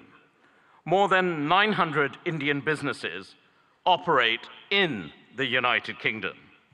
Indian FDI in the UK is growing faster than any other country. And for our part, the United Kingdom has a unique mix of world-class expertise and indeed talent. Total trade in goods between our two nations stands at over £38 billion. That's close to $50 billion. And that's increased in the last year alone by 24%. And that demonstrates the real strength between the two nations.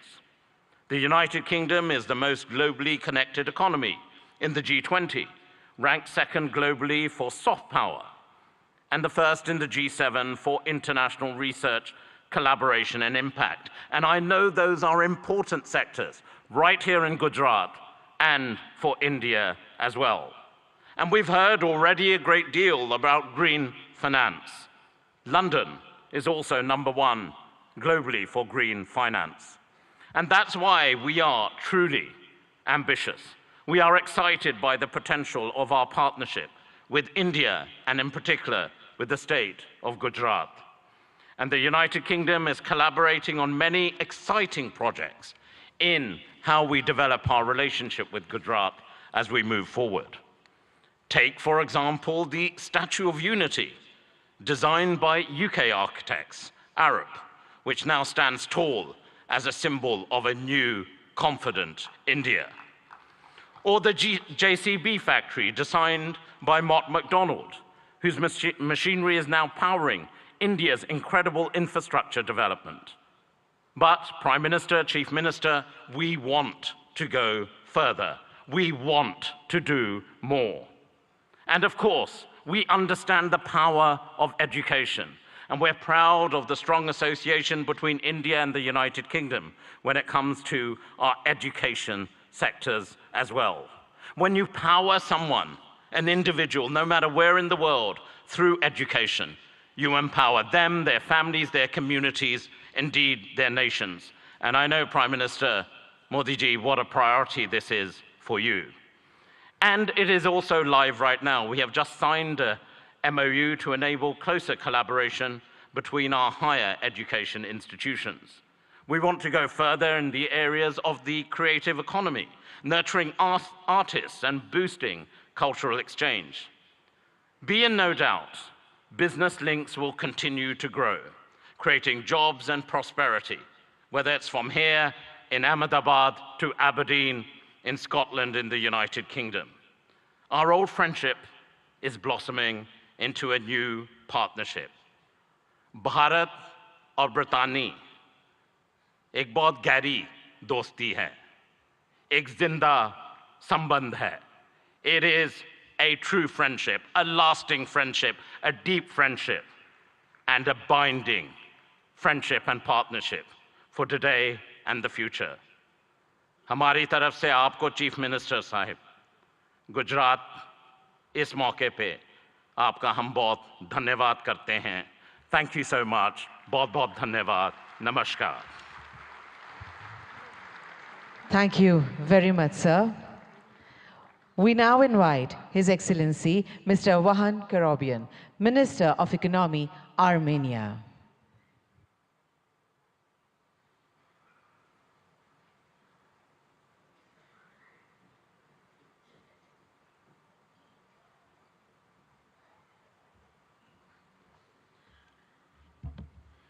Honorable Excellency Prime Minister Shri Narendra Modi, Honorable Chief Minister of Gujarat Bhuendra Bhai Patel, Excellencies, distinguished guests, ladies and gentlemen. Welcome to the vibrant Gujarat 10th Global Summit. As Minister of Economy of Armenia, I'm delighted to share the remarkable strides of our nation has made, especially in the realm of technology, trade and investment. Our economy is doubled in 3-year time, and economic boom has not only reshaped our domestic landscape, but also positioned Armenia as the most advanced economy within the Caucasus and Eurasian Economic Union. In the tech sector, dynamic trade environment and attractive investment opportunities in Armenia have drawn global attention. Our commitment to continuously improving a business-friendly environment is evident in our progressive policies, which have been instrumental in catalyzing growth and innovation. For example, with our good friends from United Arab Emirates, we managed to increase our mutual trade by 10 times to $2 billion in just 2-3 years, building firm trade bridges between different fragments of the world economy. A pivotal aspect of our economic narrative is the increasing movement of trade and investments between India and Armenia. This bilateral investment flow is a testament to the deepening economic ties between our nations. It's heartening to see Armenian investments finding a fertile ground in India, and likewise, Indian investments flourishing in Armenia. We see investments in high-tech manufacturing, metallurgy, mining, jewelry and diamond cutting, and other sectors. Armenia may also contribute to semiconductor efforts of Gujarat and India, especially in R&D services. We have homed R&D centers for several semiconductor companies, such as Cisco, Microchip Technology, AMD, Siemens, NVIDIA, Synopsys, and others. Given this promising potential, it's crucial for both the Armenian and Indian governments to further encourage and develop this mutual trade, logistics, and investment opportunities. By doing so, we can unlock new avenues of collaboration, foster innovation, and pave the way for a prosperous future. Armenia's strategic position within the Eurasian Economic Union opens up additional prospects. Leveraging this position can benefit businesses looking to tap into the expansive Eurasian market, facilitating industrial development, trade, logistics, and joint ventures. Honorable Prime Minister, PM મોદીના લક્ષદ્વીપ પ્રવાસ બાદ માલદીવના મંત્રીઓએ પોતાનો પિત્તો ગુમાવ્યો. To strengthen logistics and economic connectivity across the region. As we convene at this summit, I offer you to explore the logistics opportunities to connect India and Europe via Iran's Chabahar, Armenia, and Georgia. This multimodal transport route, which is under development now, may become a competitive linkage between Europe or Eurasia and PM India. મોદીના લક્ષદ્વીપ પ્રવાસ બાદ માલદીવના મંત્રીઓએ પોતાનો પિત્તો ગુમાવ્યો. માલદીવ્સના 3 મંત્રીઓએ PM મોદીની વિરુદ્ધ ટિપ્પણીઓ કરી અને સાથે Bharat ventures and march towards a future marked by shared success and mutual growth. Thank you for the honor of presenting Armenia at this prestigious summit. Together, let's build a framework for sustained cooperation and mutual investments that benefits both our great nations and the region as a whole. Let's build the gateway to the future. Thank you. Thank you very much, sir. We now invite His Excellency Mr. Teeth Risalo, Minister of Economic Affairs and Information Technology, Estonia.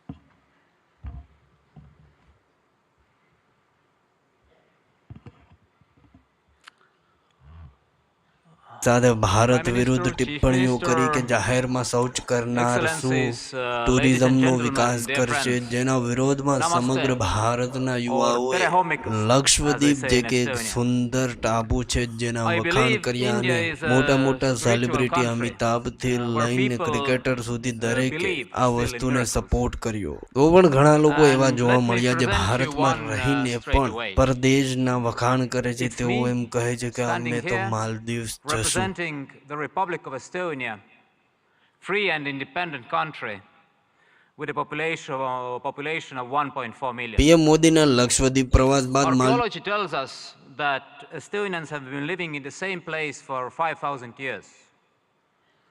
But from the written history of 1,000+ years, we have been independent only 50.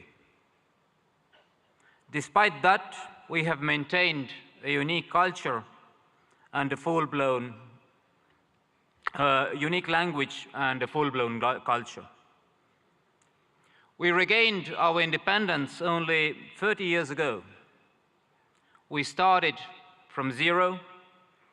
We had devastated economy, zero capital, and no major natural resources. For now, we are widely recognized as first and one of the most advanced digital societies. Estonia is a global leader in harnessing the power of technology for its citizens. But the truth is, miracles just don't happen. You have to work hard to arouse them. And that's why we are here.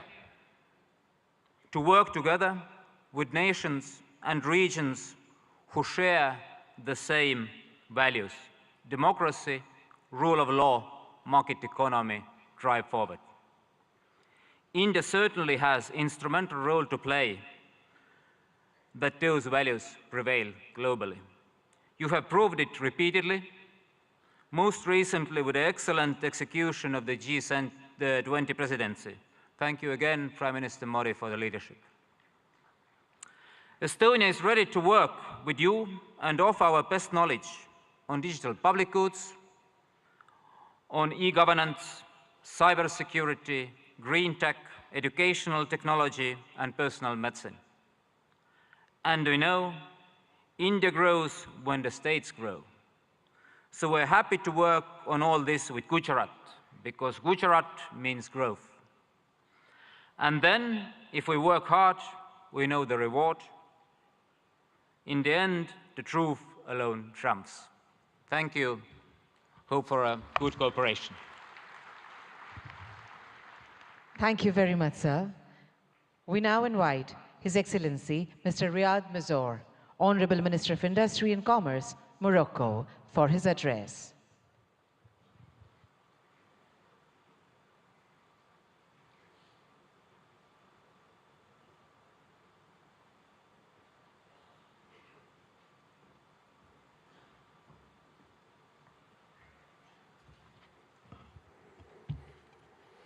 Honorable Shri Narendra Modi, Prime Minister of Bharat.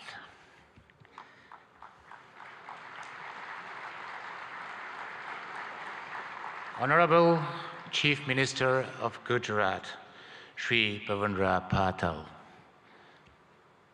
Honorable Head of States, Chief of Governments, Ministers, Excellencies, ladies and gentlemen, it's my honor and distinct privilege to address this esteemed assembly at the 10th Vibrant Gujarat Global Summit, representing the Kingdom of Morocco. I'm deeply grateful for your gracious invitation extended to by the government of Bharat. ખજૂરભાઈની જેમ સેવા કાર્ય શરૂ કર્યા છે જે ખૂબ જ સારી વાત છે. રાજકોટના એક દલિત પરિવારમાં ભાઈ નારણભાઈ ચાવડા જેઓ 25 વર્ષ પહેલા મૃત્યુ પામ્યા હતા. તેમના છોકરા પુત્ર જે 1 વર્ષ પહેલા કોરોનામાં મૃત્યુ પામ્યા હતા, તેમના પરિવારને સહારો બન્યા છે રાજદીપસિંહ. આથી નિરાધાર થઈ ગયેલા સાસુ અને તેમના વહુ સાથે તેમને 5 વર્ષની દીકરીને 3 વર્ષનો એક દીકરો પણ છે, જેમને આર્થિક મદદ કરવા માટે રાજદીપસિંહ રેબડાએ 2 રૂમ, રસોડું, બાથરૂમની સુવિધા સાથે એક મકાન બનાવી આપ્યું છે. રાજદીપસિંહ રેબડાએ પણ ખજૂરભાઈની The historical visit of our beloved King Mohammed VI to Bharat in 2015 and his meeting with you, Prime Minister, Honorable Prime Minister Modi, marked a new era in the cooperation between my country and Bharat, raising the level of bilateral relation to a strategic partnership. Even our beloved king at that time expressed his admiration for the Indian model, which has succeeded in emerging as one of the largest world economy. Let me comment on what have been said beforehand. Prime Minister Modi, you made Gujarat as an engine of growth for Bharat, but you made Bharat as the engine of growth of the world. Morocco, for its part, has also evolved positively, showing a regional leadership in advanced sectors such as automotive, aerospace, semiconductor, and fertilizer industry, coupled with a significant transformation of historical sectors such as textile and agri-food. All sectors have been performing remarkably well despite successive crises, which confirm the undeniable success of the industry policy of Morocco, Gujarat, and Bharat. Since then, our two governments have worked tirelessly to achieve the objectives set. Today, there are almost 50 agreements and MOUs signed in various sectors. Today, there are also 45 Indian companies established in Morocco, while there were only 13 in 2015. Today, our exchanges have tripled from $1.4 billion to $4.2 billion. Today, Gujarat, India, has hosted the most important Moroccan investments in Asia. This is a testimony of the great momentum that had been injected into Moroccan-Indian bilateral relations, and I'm confident this will continue to grow as both of our nations share a commitment to economic growth, sustainable development, and mutual prosperities. Ladies and gentlemen, under the guidance of our beloved King, Morocco has embarked on a transformative journey, guided by a strategic development roadmap that has steered the nation towards openness and remarkable progress. In the face of supply shocks and succession of global crises, Morocco's resilience has been extraordinary, showcasing its agility to navigate through multifaceted challenges with innovative solutions. Indeed, our country's GDP has tripled in the last 20 years, and we multiplied our manufacturing export by 6 since 2000. Today, 87% of our exports are manufactured products. Today, Morocco is the first manufacturer of cars in Africa and one of the most competitive countries worldwide in producing cars and renewable energy. Well, the best and the most competitive country in producing cars is still Bharat. Moreover, thanks to our ideal position as a continental and world-class hub, its free trade agreements giving access to more than 100 countries and 2.3 billion consumers, and its political and monetary stability, Morocco offers great opportunities for investors to settle. Ladies and gentlemen, given the commitment of my country in accordance with the high royal vision to the promotion of an active, solid, and supportive cooperation in a spirit of co-development and shared growth, Morocco and Bharat can work closely through a South-South triangular cooperation to promote growth in Africa, India, and in the world. Indeed, our strategic partnership should also enable our countries to develop joint initiatives that include the entire African continent in the process of industrializing and developing economies, but also to ensure food and health securities. Ladies and gentlemen, the time is ripe for Morocco and Bharat to forge a stronger, more dynamic partnership by leveraging our respective strengths and addressing the challenges together. We can create a future marked by shared prosperity, innovation, and growth. Thank you very much. Thank you very much, sir. We would now like to welcome His Excellency Mr. Prakash Sharan Mahat, Finance Minister of Nepal.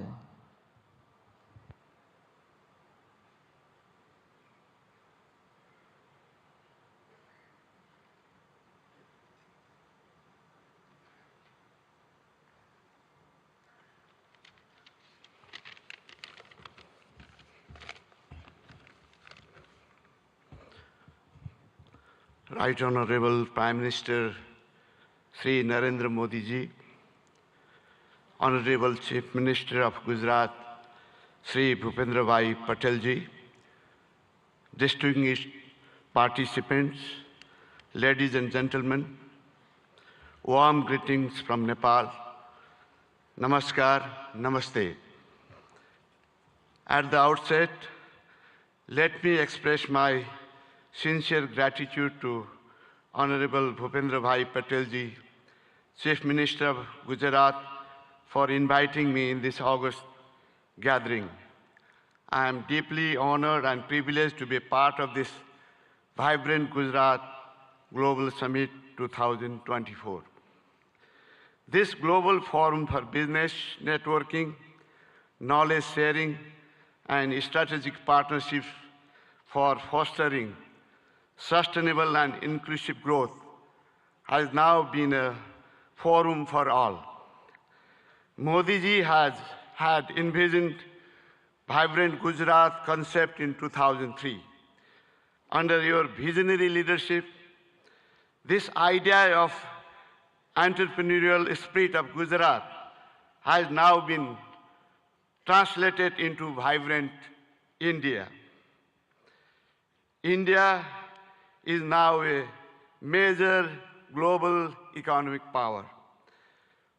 I also like to commend Modi ji for your transformative leadership during G20 presidency, which has brought this mechanism to a next level.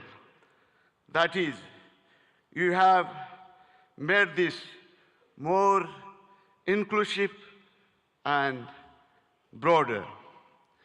Vibrant Gujarat development model, which you are translating nationwide, has been a source of inspiration for many countries, including Nepal, is now managing financial resources and technological know-how for addressing economic, social, and environmental challenges of our time.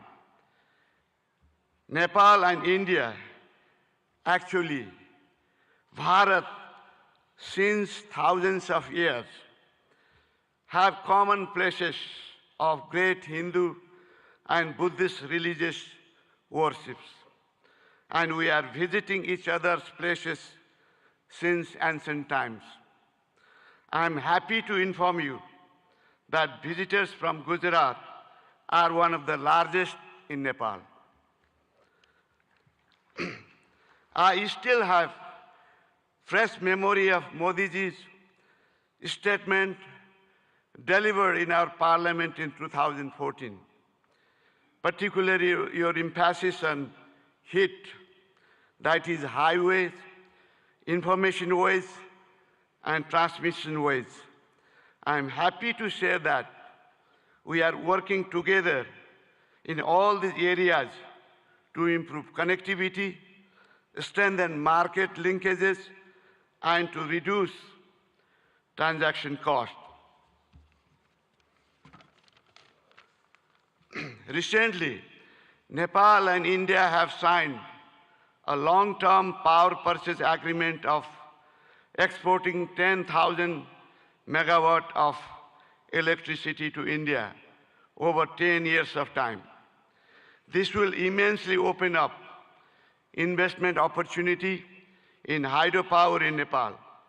It will also contribute to achieve green energy transition target not only for Nepal, but also in India. Situated between two global economic powers, Nepal has adopted liberal, market-oriented economic policy since the early 90s and is a member of several international organizations and multilateral agencies. And we are implementing trade and investment policies and regulation of international standards. Nepal provides investor-friendly regulatory and legal framework with macroeconomic stability and rule-based democratic political system. Our legal system prohibits nationalization of private enterprises and properties. We guarantee national and non-discriminatory treatment to foreign investment. Those who have invested in Nepal are enjoying good returns on their investment. The abundant natural and educated human resources, together with potential domestic and export market, ensures attractive return for prospective investors. There are huge untapped investment opportunities in Nepal in energy, tourism, agribusiness, and ICT. There are also other potential areas of investment such as health, education, manufacturing, construction, transportation, mining, banking, and financial services. Nepal is organizing Investment Summit in April 28 and 29 this year in Kathmandu. I would like to use this occasion to cordially invite all captains of industries and entrepreneurs from India and other participating countries for your valuable involvement in this summit. I hope your innovative business ideas and investment decisions will be a milestone for unlocking growth potential of Nepal. Once again, I would like to express my sincere thanks to the state government of Gujarat for providing me this opportunity to witness remarkable confluence of minds and energies in vibrant Gujarat Global Summit. I wish for the grand success of this summit. Thank you very much. Thank you very much, sir. We now invite His Excellency Mr. Tran Lu Quang, Deputy Prime Minister of the Socialist Republic of Vietnam, to deliver his address.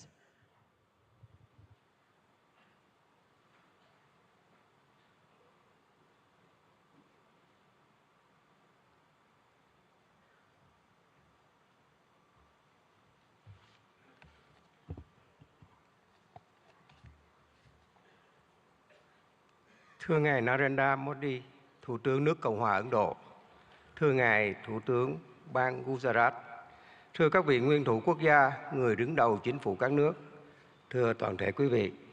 Hôm nay, tôi rất vui mừng tham dự Hội nghị Thượng đỉnh toàn cầu Gujarat đầy sức sống lần thứ 10 với chủ đề Cửa ngõ vào tương lai tại bang Gujarat, quê hương của vị lãnh tụ vĩ đại Mahatma Gandhi của đất nước và nhân dân Ấn Độ anh em, quê hương của ngài Thủ tướng Narendra Modi.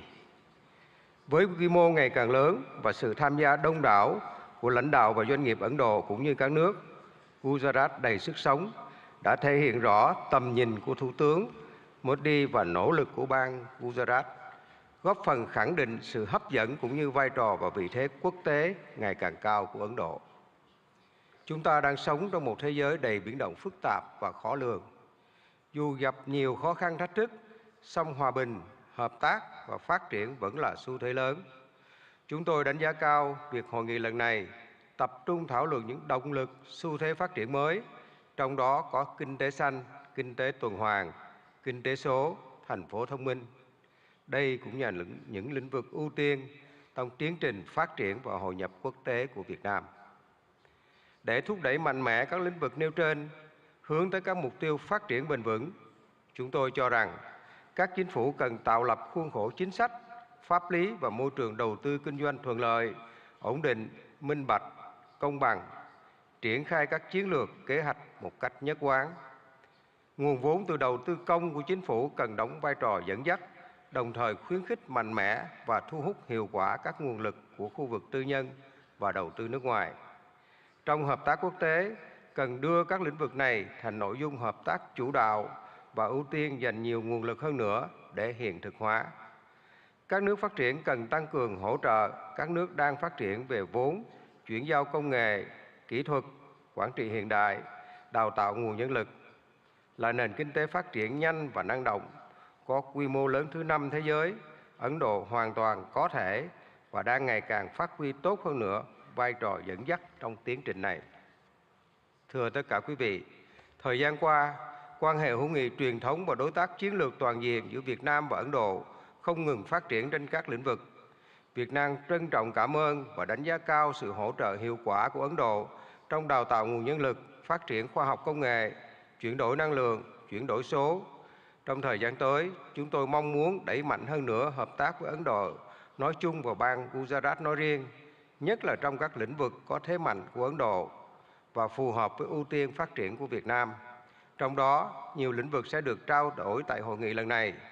là bạn, là đối tác tin cậy và là thành viên tích cực, có trách nhiệm trong cộng đồng quốc tế. Việt Nam luôn hoan nghênh và sẵn sàng tạo một điều kiện thuận lợi nhất để các doanh nghiệp Ấn Độ đầu tư, kinh doanh lâu dài ở Việt Nam. Chúng tôi tin tưởng rằng hợp tác tốt đẹp giữa Việt Nam và Ấn Độ không chỉ mang lại lợi ích cho cộng đồng doanh nghiệp và nhân dân hai nước, mà còn đóng góp tích cực cho hòa bình, hợp tác và phát triển thịnh vượng, bền vững ở khu vực và trên thế giới. Xin chúc Ngài Thủ tướng Modi, các vị lãnh đạo và toàn thể quý vị sức khỏe và hạnh phúc. Chúc hội nghị của chúng ta thành công tốt đẹp. Xin trân trọng cảm ơn.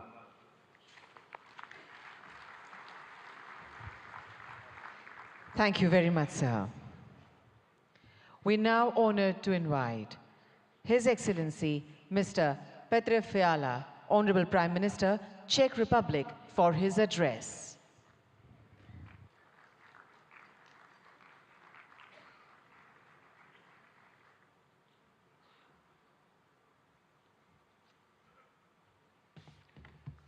Honorable Prime Minister Modi, Chief Minister Patel, Presidents, Excellencies, ladies and gentlemen.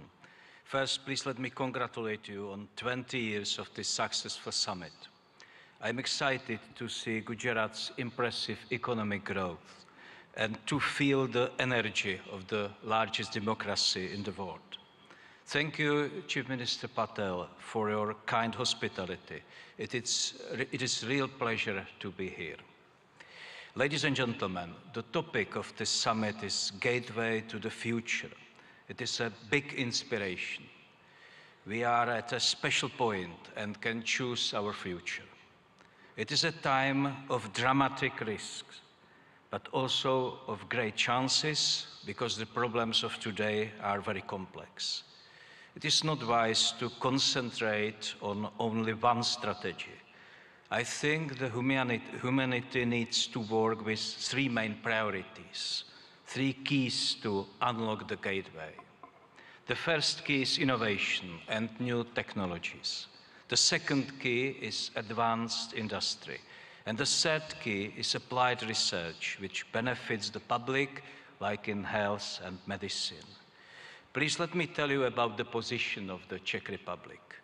The first key is innovation and new technologies. My country is quickly moving to a higher value economy. We are changing our education system, and we want stronger accent on STEM subjects. We also support innovation and partnership between universities, research institutions, and private sector. Maybe you know some innovative Czech brands. For example, the software security company Avast or the online ticketing global player Kiwi. My government is mainly interested in long-term strategic investment. This includes AI research, electromobility, and especially semiconductors. They are key for high-tech industries today, from cars to mobile phones. We also pay close attention to innovation in the energy sector. Unlike many European countries, we believe in the future of nuclear power. We have 50 years of expertise in nuclear power. Our top interest is development of small modular reactors. On this way, we want to work with leading global makers. It is also a chance to improve our Czech-Indian capacities in nuclear energy research. We are very serious about innovation in renewable energy and green digital technologies. The goal is to have reliable, efficient, and sustainable energy. This is about clean environment, and the potential for Czech-Indian collaboration is great, not only in energy, but also in wastewater treatment or in sustainable agriculture. The second key to our future is advanced industry. My country is a great exporter of high-quality industrial goods. I am sure that you know some of the traditional Czech brands. Bata, Škoda, Tatra, or Java are well established in India. Our companies are leaders in land transport. Škoda Auto produces cars here and has a new logistics center in Pune. It can be active and make India e-mobility hub of tomorrow. We also have great railway cars makers. Czech companies build wheel sets here in India. And we offer solutions for cities, trams, hydrogen buses, or smart transport systems. We have many advanced companies in the space industry. It is very strong in the Czech Republic. Their products are parts of rockets and satellites from the European Space Agency and others. Our aerospace and defense industry is always ready to help our friends in India. In all sectors of our industry, we are proud of traditional and new products and their quality. The third key is applied research in fields like healthcare and medicine. There are many major issues in public health: lifestyle diseases, sustainability of public health systems, and the new health dangers. COVID-19 is a typical example. It shows us the benefits of international cooperation, sharing results and experience, and fighting the virus faster than ever before. It also shows us the need to be prepared for other new dangers. In health and medical science, fast innovation can bring big benefits to people. Its importance will only increase. There are many bad demographic and lifestyle trends in the world today. And health and medical research is also a very important driver of future economic growth. I am very pleased that Czech Republic and Indian universities cooperate successfully in this area. Tomorrow I will visit the NIMS University in Jaipur. It has a strong focus on medical research and training of health professionals. It is an institution which applies experience of top Czech and Indian experts. Ladies and gentlemen, I briefly presented three areas, three keys which can unlock the gate to our future. With them, we have a chance for a sustainable future. It offers a better life for humanity. All of them are connected to science, technology, and innovation. This is intentional. I believe that knowledge is the most important factor for growth, well-being, and happiness. I'm very happy that the partnership between India and the Czech Republic is based on this vision. We show this today together with Prime Minister Modi by endorsing our strategic partnership on innovation.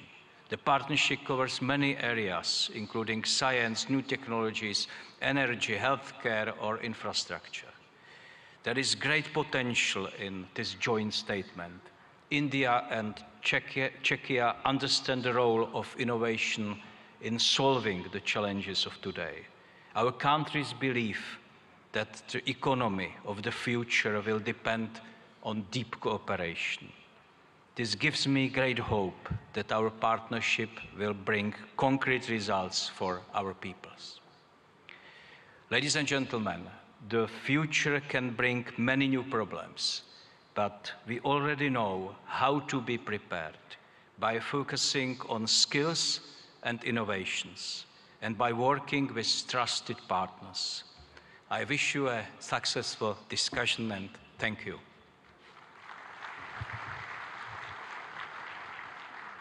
Thank you very much, sir, for your words of appreciation and encouragement.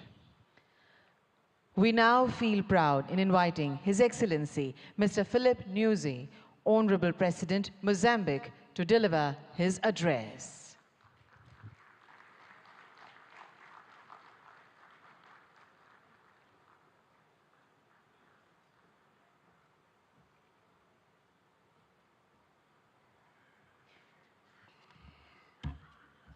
Muito obrigado. Sua Excelência Narendra Modi ji, Primeiro-Ministro da República da Índia. Sua Excelência José Ramos Horta, Presidente de Timor-Leste.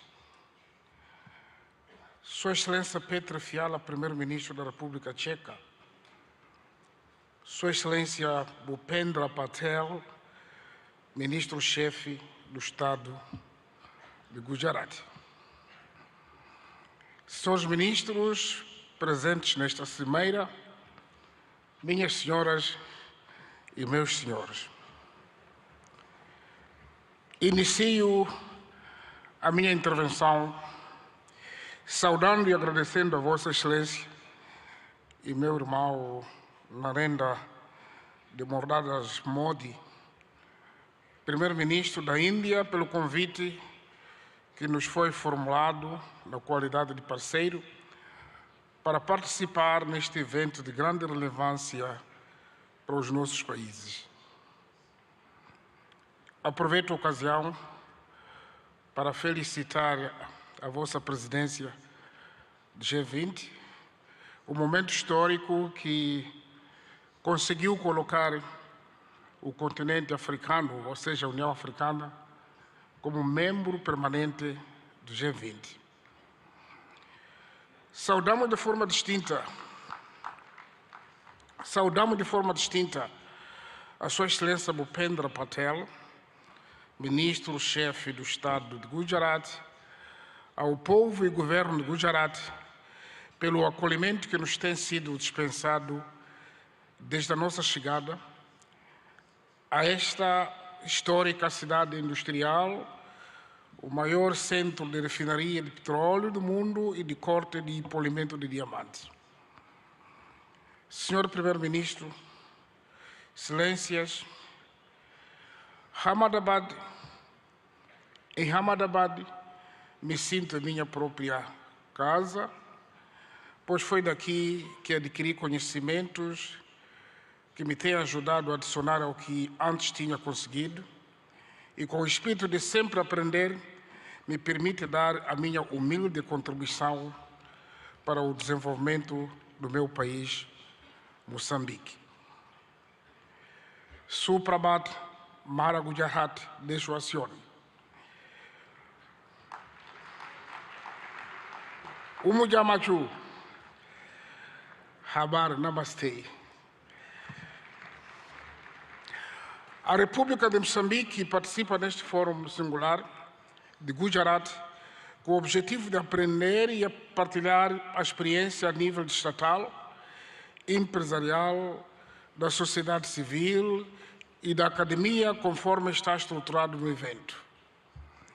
É nosso interesse identificar oportunidades e estabelecer parcerias para coletivamente e com base em vantagens mútuas criar alicerces para o desenvolvimento harmonioso, criação da riqueza e do bem-estar para os nossos povos.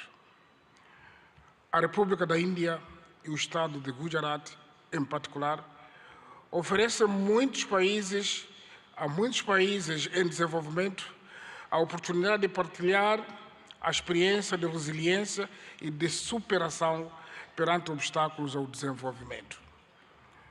O fato desta Cimeira Bienal, instituída há mais de 20 anos, assumir-se como ponto de partida para a autossuficiência de uma região, a Cimeira Global de Gujarat tem também particularidade de encorajar os países e Estados a fazerem uma apresentação sobre as oportunidades de negócio e de investimentos que oferecem. O nosso interesse em aprender da experiência de Gujarat é ainda maior porque acreditamos na estratégia de desenvolvimento baseada na autossuficiência, ou seja, na produção e transformação interna de recursos ao nosso dispor, destinada a autoconsumo e exportação. Por outro lado, os momentos temáticos agendados nesta edição da Cimeira Global de Gujarat abrangem áreas importantes para o fortalecimento da nossa cooperação bilateral. Destacamos a promoção da feira comercial, os temas sobre a transição para a economia verde no âmbito do desenvolvimento econômico sustentável, tecnologia e inovação como motores de crescimento econômico e a questão do financiamento de infraestruturas sustentáveis. Excelências, Moçambique é um país com potencialidades econômicas ainda por explorar. Pois vejamos, possui terras aráveis e rios abundantes, condições propícias para a prática da agricultura industrial, pecuária e pesca. Mantém enormes reservas para o desenvolvimento da indústria extrativa e transformadora. O país dispõe ainda de grandes reservas de areias pesadas, para além de outros minérios de elevado valor comercial, como tais diamantes, pedras preciosas, cobre, ferro, grafite. Aliás, falando do grafite, o CEO da Suzuki falou da produção de baterias. Imediatamente eu convido para produzir em Moçambique, porque grafite está em abundância. Mas também Moçambique possui carvão mineral, e já estamos a exportar para este país em grandes quantidades. Isso só para citar alguns exemplos. O nosso país é também conhecido como detentor de enormes potenciais energéticos, energia hídrica, eólica e solar, e estamos agora a projetar a construção de uma grande barragem hidroelétrica para mais de 1.500 megawatts. Esperamos que pode haver interesse de participar conosco ainda. Isso incluindo também uma das maiores reservas de gás natural do mundo, na bacia do Rovuma. Aliás, sei dizer que 3 empresas maiores deste país são parceiros na exploração do gás em Moçambique. Moçambique oferece igualmente oportunidades para o desenvolvimento de todo tipo de turismo, incluindo o ecoturismo. O nosso país, por ser banhado pelo nosso oceano comum, que é o Oceano Índico, permite que o canal de Moçambique seja a rota comercial estratégica de muitos países, incluindo os países de hinterland da África Austral, cujo acesso ao mar é através de Moçambique. Também desfilou neste pódio o CEO do DP World. Ele pode ser testemunho porque já estão a operar nos portos moçambicanos. Portanto, investir em Moçambique é também tirar benefício das oportunidades econômicas que a sub-região da África Austral, isto é, dos países da SADC, oferece com um mercado de mais de 250 milhões de habitantes. A legislação sobre investimentos em Moçambique oferece um pacote de investimentos de incentivos aos investidores que decidam apostar no país para a produção de bens e serviços que criam oportunidades de emprego para os jovens moçambicanos e concorram para o acréscimo de valor, industrialização e modernização da economia. Neste contexto, para fortalecer a cooperação internacional, através da criação de parcerias produtivas, conducentes a uma rápida aceleração do crescimento econômico global e melhoria das condições de vida das nossas populações, convido mulheres, homens de negócios indianos e de todas as outras partes do mundo aqui presentes a investir em Moçambique numa base de ganhos mútuos.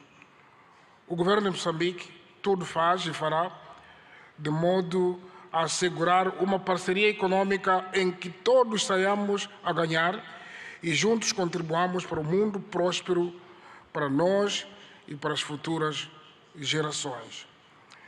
Termino afirmando que a meta coletiva ficou patente, que é melhorar as condições de vida da humanidade, num ambiente de paz, cooperação, solidariedade e de sustentabilidade em que se respeite e se preserve o planeta Terra, a nossa casa comum. Fazemos votos que desta semeira brotem negócios viáveis em benefício dos nossos países e povos.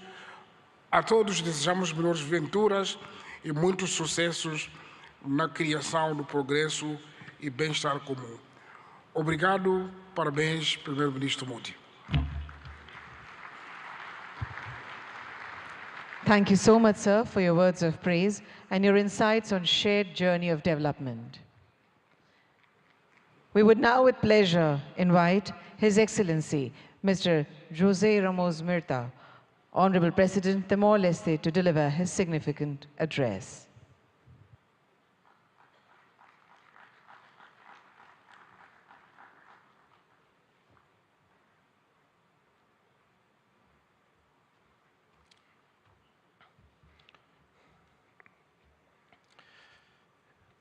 Excellency Prime Minister Modi, Chief Minister Patel, Excellency President of Mozambique, Felipe Jacinto Nyusi, Prime Minister of Czech Republic, ladies and gentlemen.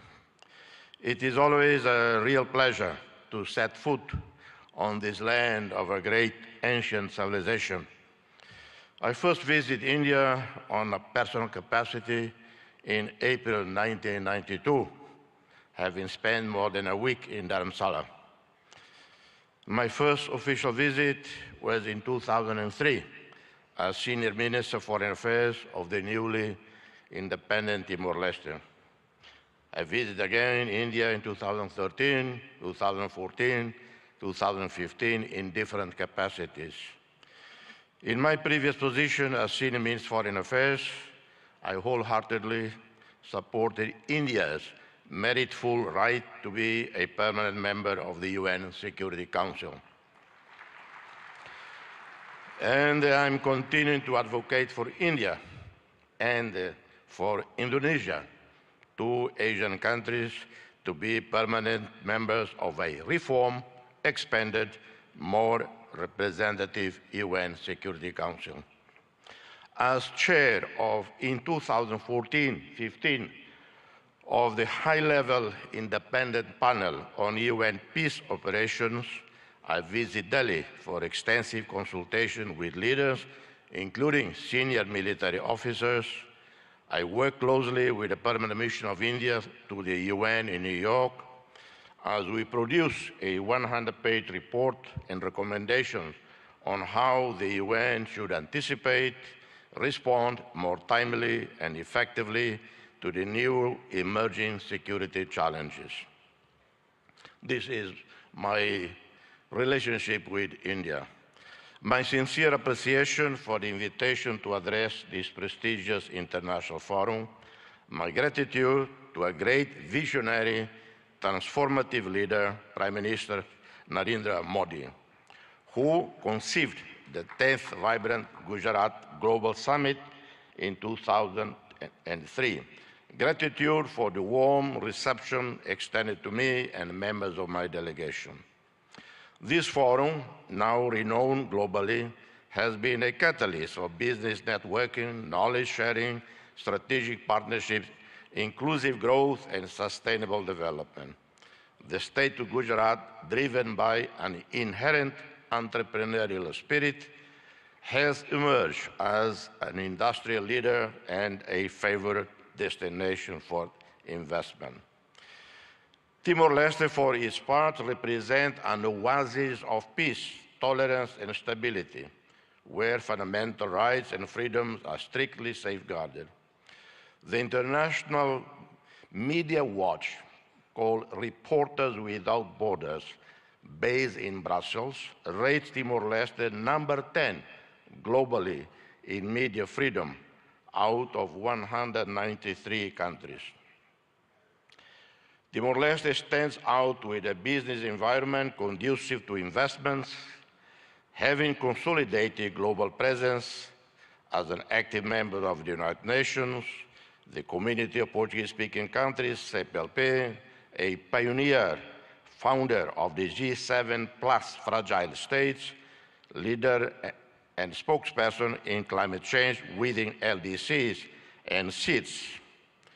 We are progressing our membership process with WTO, which should happen probably in February, hoping to formally exceed by March this year.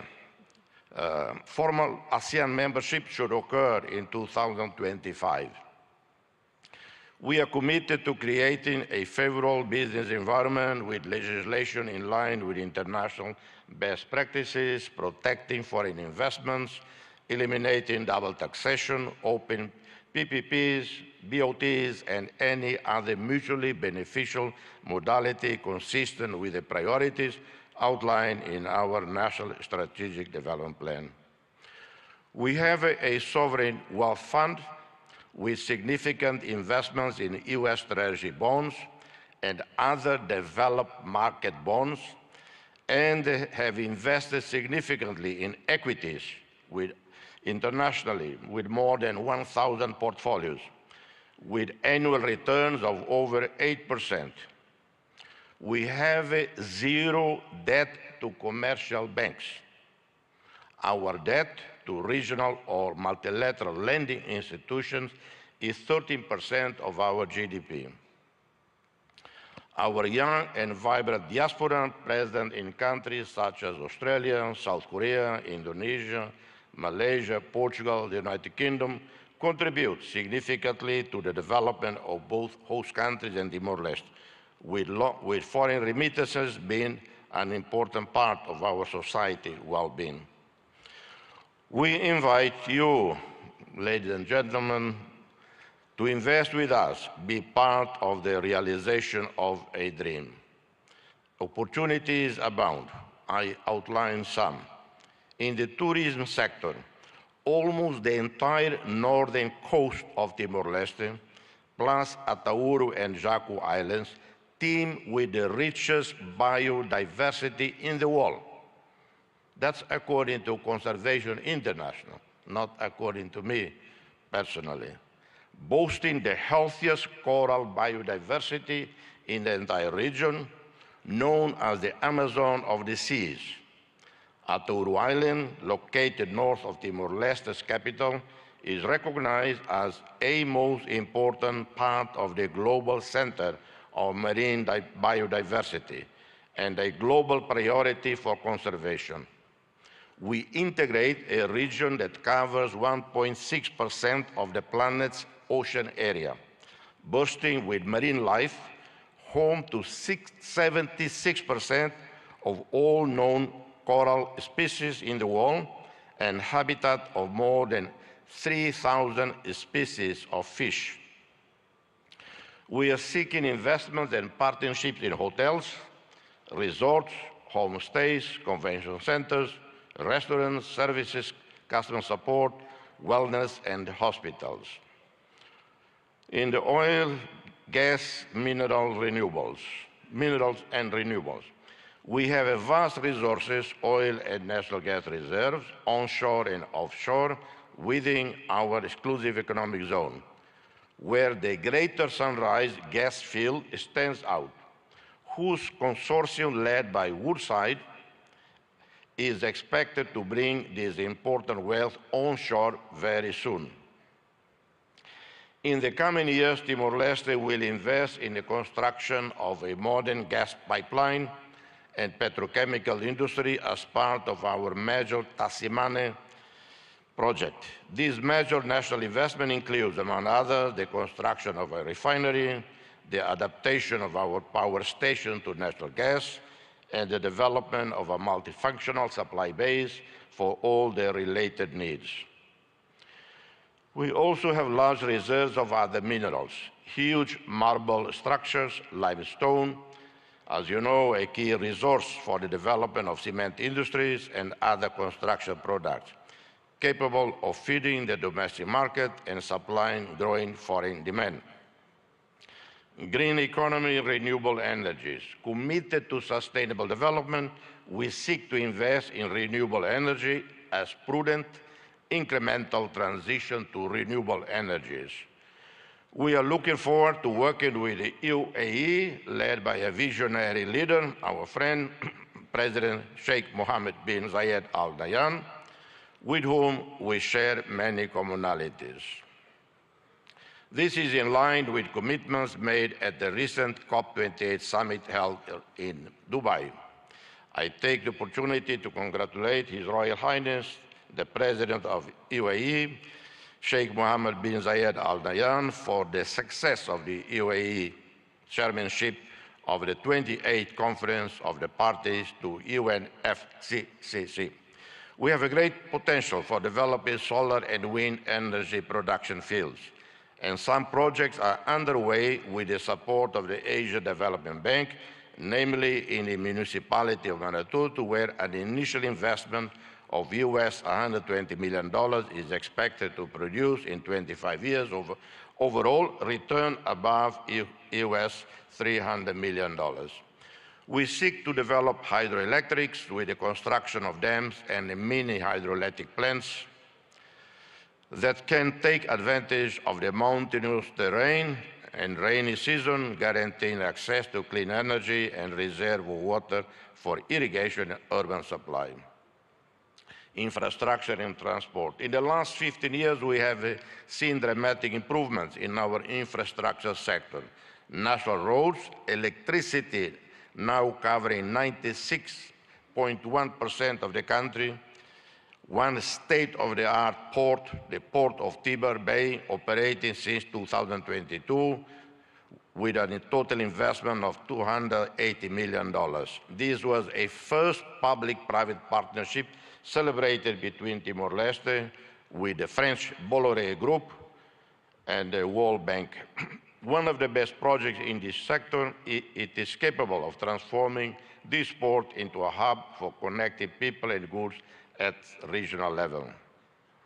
We are also starting the first phase of the expansion of Dili International Airport with an initial investment of $97.7 million, partially funded by the ADB, IFC, and the governments of Australia and Japan. This includes expanding the runway, building a modern terminal. This links up to a wider program facilitating air services with other national and regional airports, combined with aircraft maintenance network capable of transforming Timor-Leste into a hub for air connectivity and services. In connectivity, we are looking forward to the arrival onshore in Dili in 2024, in 9 months from now, of a submarine cable from Port Hedland, Australia, a project funded by the Australian government.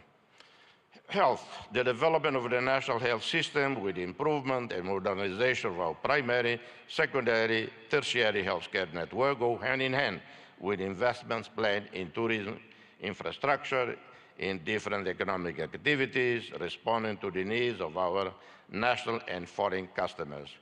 We are looking at building new, modern, well-equipped hospitals. In 2002, we had 20 medical doctors for roughly 900,000 people. In 2024, we have over 1,200 medical doctors for 1,400,000 people. Our ASEAN roadmap and accession anticipates the construction of suitable infrastructure to host international summits, such as airports, communication facilities, 5-star hotels, convention centers, modern health and hospital services. Agriculture, fisheries, and forestry. Timor-Leste has great potential for agricultural development.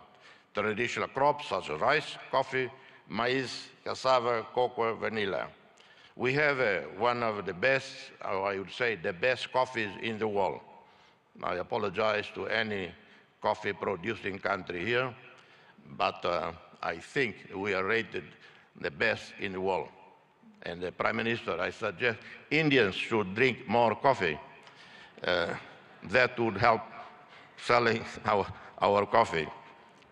We plan to develop projects that can respond to the needs of domestic consumers, enhance food security and self-sufficiency in order to reduce excessive dependence on imported food. We will invest more in the production, processing, distribution, and export of meat, fish, and seafood, milk, and dairy products with added value that may contribute to reducing malnutrition and poverty.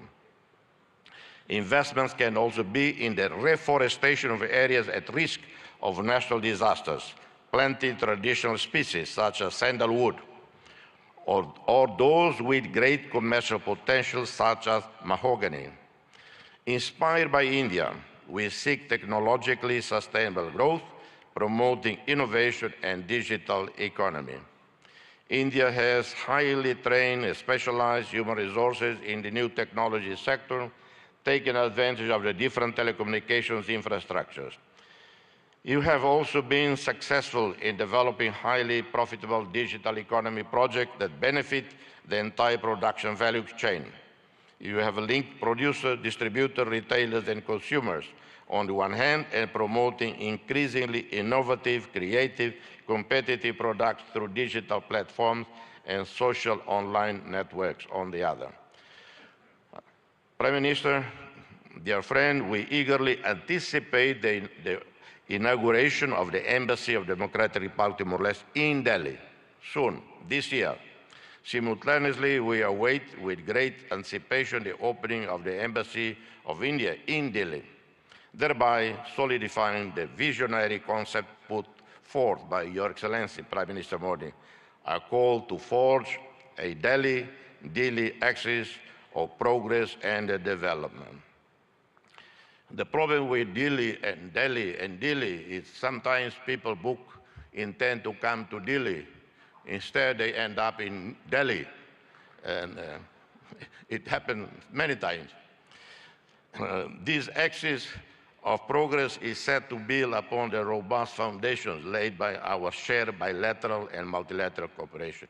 It promises to be a testament to an enduring friendship, echoing the dedicated service of Indian diplomats, such as Ambassadors Kamalesh Sharma, Atul Kar, two dear friends, who serve in our country as special representatives of the UN Secretary General in Timor-Leste. Our gratitude extends to the 7,737 peacekeepers, military and police, who played a critical role over a decade of United Nations missions in Timor-Leste. India, a contributor, active contributor to UNTAED, UNICEF, UNOTIL, UNMIT, played a critical role in fostering stability and security in Timor-Leste. India's commitment to assisting Timor-Leste in developing essential human resources, diplomats, and the leadership officers as part of its process to accession to ASEAN is highly commendable, and we are very grateful to you, Prime Minister. Notably, 12 diplomats have recently undergone training at the Sushma Swaraj Institute of Foreign Service, a demonstration of fulfillment of this commitment. We hope to expand this partnership in coming years. May this summit thrive as a catalyst for fostering fruitful partnership for global sustainable development and shared prosperity. I thank you, and God bless you all. Thank you. We are privileged to have heard the Nobel laureate, His Excellency, Mr. Jose Ramzota. Thank you so much, sir, for your enriching address. Honorable Prime Minister Shri Narendra Modi ji, a global leader rooted in the philosophy of Vasudhaiva Kutumbakam, envisions a sustainable future through initiatives like Viksit Bharat at 2047, aiming for a developed India by 2047 with a 5 trillion economy. He relentlessly emphasizes sustainable growth. Hailing from vibrant Gujarat, Modi ji's leadership reflects its ethos of entrepreneurship and progress, showcasing Gujarat as a model for development. His global outlook aligns with a vision for an inclusive and prosperous future inspired by Gujarat's cultural richness and economic vibrancy. स्वयं की ज्योति से चमकेगा वो तो हीरा लाल है, स्वयं मस्तक पर जिसके दामोदर का हाथ है. Ladies and gentlemen, please join your hands together to welcome the one and only Honorable Prime Minister of India, Shri Narendra Modi ji.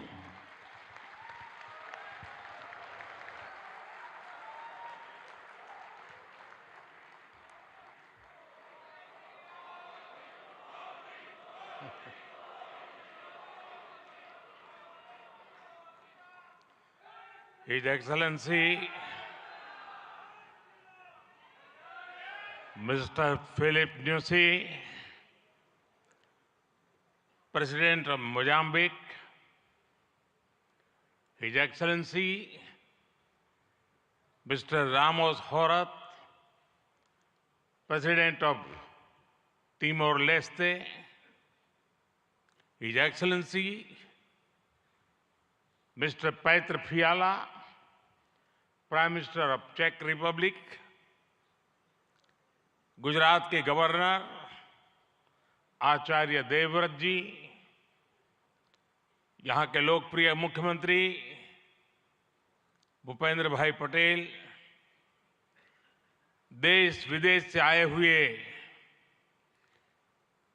सभी विशेष अतिथि, अन्य महानुभाव, देवी और सज्जनों, आप सभी को 2024 की अनेक अनेक शुभकामनाएं।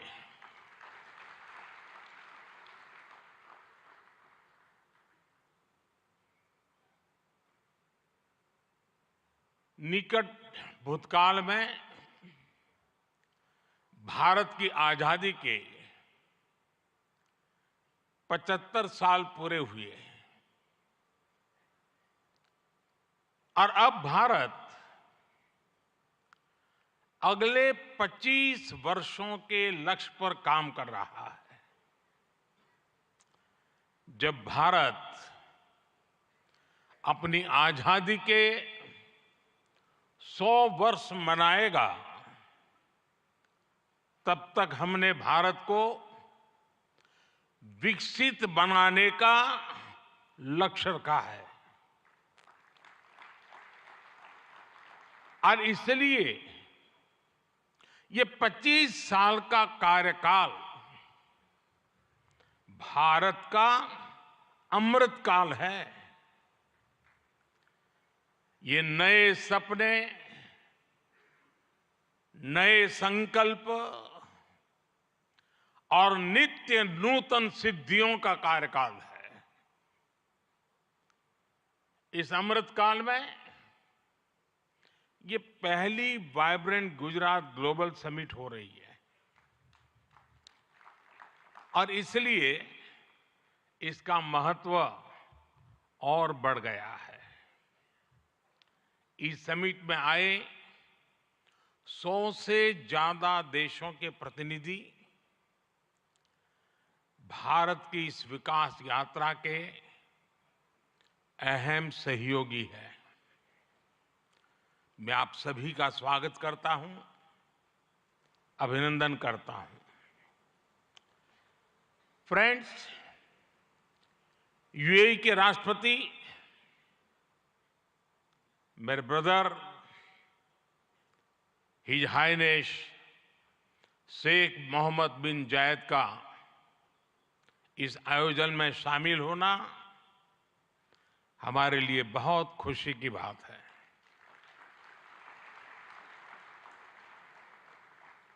वाइब्रेंट गुजरात में इस समिट में उनका यहां चीफ गेस्ट के तौर पर उपस्थित होना भारत और यूएई के दिनों दिन मजबूत होते आत्मीय संबंधों का प्रतीक है। कुछ देर पहले हमने उनके विचार सुने। भारत को लेकर उनका विश्वास, उनका सहयोग बहुत ही गर्मजोशी से भरा हुआ है। जैसा उन्होंने कहा, vibrant Gujarat summit economic development और इन्वेस्टमेंट से जुड़ी जानकारियों और अनुभव साझा करने का ग्लोबल प्लेटफॉर्म बन गई है। इस समिट में भी भारत और यूएई ने फूड पार्क्स के विकास के लिए, रिन्यूएबल एनर्जी के क्षेत्र में सहयोग बढ़ाने के लिए, इनोवेटिव हेल्थ केयर में निवेश के लिए कई महत्वपूर्ण समझौते किए हैं। भारत के पोर्ट इंफ्रास्ट्रक्चर में यूएई की कंपनियों द्वारा कई बिलियन डॉलर के नए निवेश पर सहमति बनी है। यूएई के सॉवरेन वेल्थ फंड द्वारा गिफ्ट सिटी में ऑपरेशन शुरू किए जाएंगे। ट्रांसवर्ल्ड कंपनी यहां एयरक्राफ्ट और शिप लीजिंग एक्टिविटीज भी शुरू करने जा रही है। भारत और यूएई ने जिस तरह अपने रिश्तों को एक नई ऊंचाई दी है, उसका बहुत बड़ा श्रेय मेरे brother his highness Sheikh Mohammad bin Zayed को जाता है। फ्रेंड्स, मोजाम्बिक के प्रेसिडेंट हिज एक्सेलेंसी न्यूसी से कल भी मेरी बहुत विस्तार से बात हुई है। उनके लिए तो गुजरात आना पुरानी यादों को ताजा करने जैसा है। प्रेसिडेंट न्यूसी IIM अहमदाबाद के एल्यूमनाई है।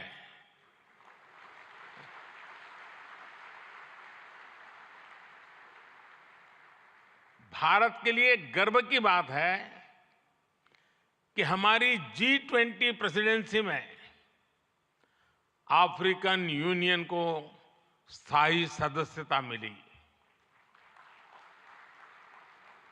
प्रेसिडेंट न्यूसी की भारत यात्रा से हमारे संबंधों को तो बल मिला ही है, भारत अफ्रीका के बीच घनिष्ठता और बढ़ी है। साथियों, चेक के प्रधानमंत्री हिज एक्सेलेंसी पैत्र फियाला जी की ये पहली भारत यात्रा इस पद पर है। वैसे वो भारत पहले भी आए हैं। चेक लंबे समय से वाइब्रेंट गुजरात समिट से जुड़ा हुआ है। भारत और चेक के बीच टेक्नोलॉजी, ऑटोमोबाइल्स, मैन्युफैक्चरिंग जैसे सेक्टर्स में सहयोग लगातार बढ़ रहा है। हिज एक्सेलेंसी पैत्र फियाला, मुझे विश्वास है आपकी इस यात्रा से दोनों देशों के संबंध और मजबूत होंगे। हमारे यहां कहा जाता है अतिथि देवो भव, और प्रधानमंत्री के रूप में आपकी तो ये पहली भारत विजिट है। उम्मीद है आप बहुत शानदार यादें लेकर यहां से जाएंगे। फ्रेंड्स, नोबेल लॉरिएट और तिमोर लेस्ते के राष्ट्रपति हिज एक्सेलेंसी रामोस होर्ता का भी मैं भारत में स्वागत करता हूं।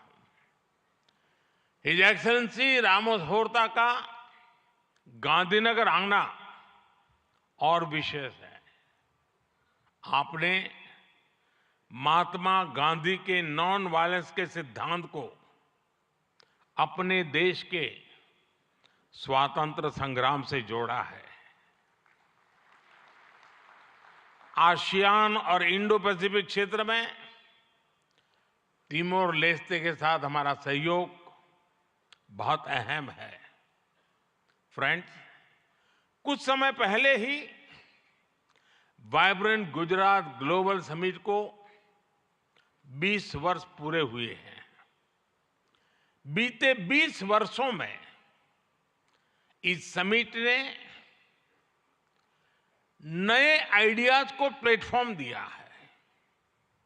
इसने इन्वेस्टमेंट्स और रिटर्न्स के लिए नए गेटवे बनाए हैं। और अब वाइब्रेंट गुजरात ग्लोबल समिट की इस बार की थीम है गेटवे टू द फ्यूचर। 21वीं सदी की दुनिया का फ्यूचर हमारे साझे प्रयासों से ही उज्जवल बनेगा। भारत ने अपनी G20 प्रेसिडेंसी के दौरान भी ग्लोबल फ्यूचर के लिए एक रोडमैप दिया है। वाइब्रेंट गुजरात ग्लोबल समिट के इस एडिशन में भी इस विजन को और आगे बढ़ा रहे हैं। भारत I2U2 और दूसरे मल्टीलेटरल ऑर्गेनाइजेशन के साथ पार्टनरशिप को लगातार मजबूत कर रहा है। One world, one family, one future का सिद्धांत विश्व कल्याण की अनिवार्य आवश्यकता है। फ्रेंड्स, आज तेजी से बदलते हुए वर्ल्ड ऑर्डर में भारत विश्व मित्र की भूमिका में आगे बढ़ रहा है।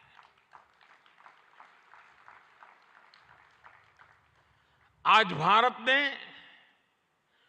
विश्व को ये भरोसा दिया है कि हम साझा लक्ष्य तय कर सकते हैं, अपने लक्ष्य प्राप्त कर सकते हैं। विश्व कल्याण के लिए भारत की प्रतिबद्धता, भारत की निष्ठा, भारत के प्रयास और भारत का परिश्रम आज की दुनिया को ज्यादा सुरक्षित और समृद्ध बना रहा है। The world looks at India as an important pillar of stability, a friend who can be trusted, a partner who believes in people-centric development, a voice that believes in global good, a voice of the global south, an engine of growth in the global economy, a technology hub for finding solutions, a powerhouse of talented youth, and a democracy that delivers. Friends, Bharat के 1.4 billion लोगों की priorities और aspirations, human centric development पर उनकी आस्था, inclusivity और equality का हमारा commitment, विश्व समृद्धि और विश्व के विकास का बहुत बड़ा आधार है। आज भारत दुनिया की 5th लार्जेस्ट इकोनॉमी है। 10 साल पहले भारत 11th पर था। आज दुनिया की हर प्रमुख रेटिंग एजेंसी का अनुमान है कि भारत अगले कुछ वर्षों में दुनिया की टॉप 3 इकोनॉमी में जाएगा।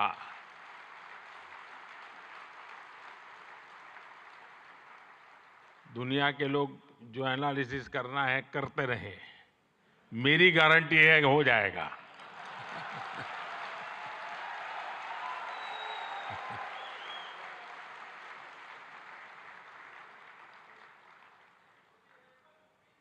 एक ऐसे समय में जब विश्व अनेक अनिश्चितताओं से घिरा हुआ है, तब भारत दुनिया में विश्व की एक नई किरण बनकर के उभरा है।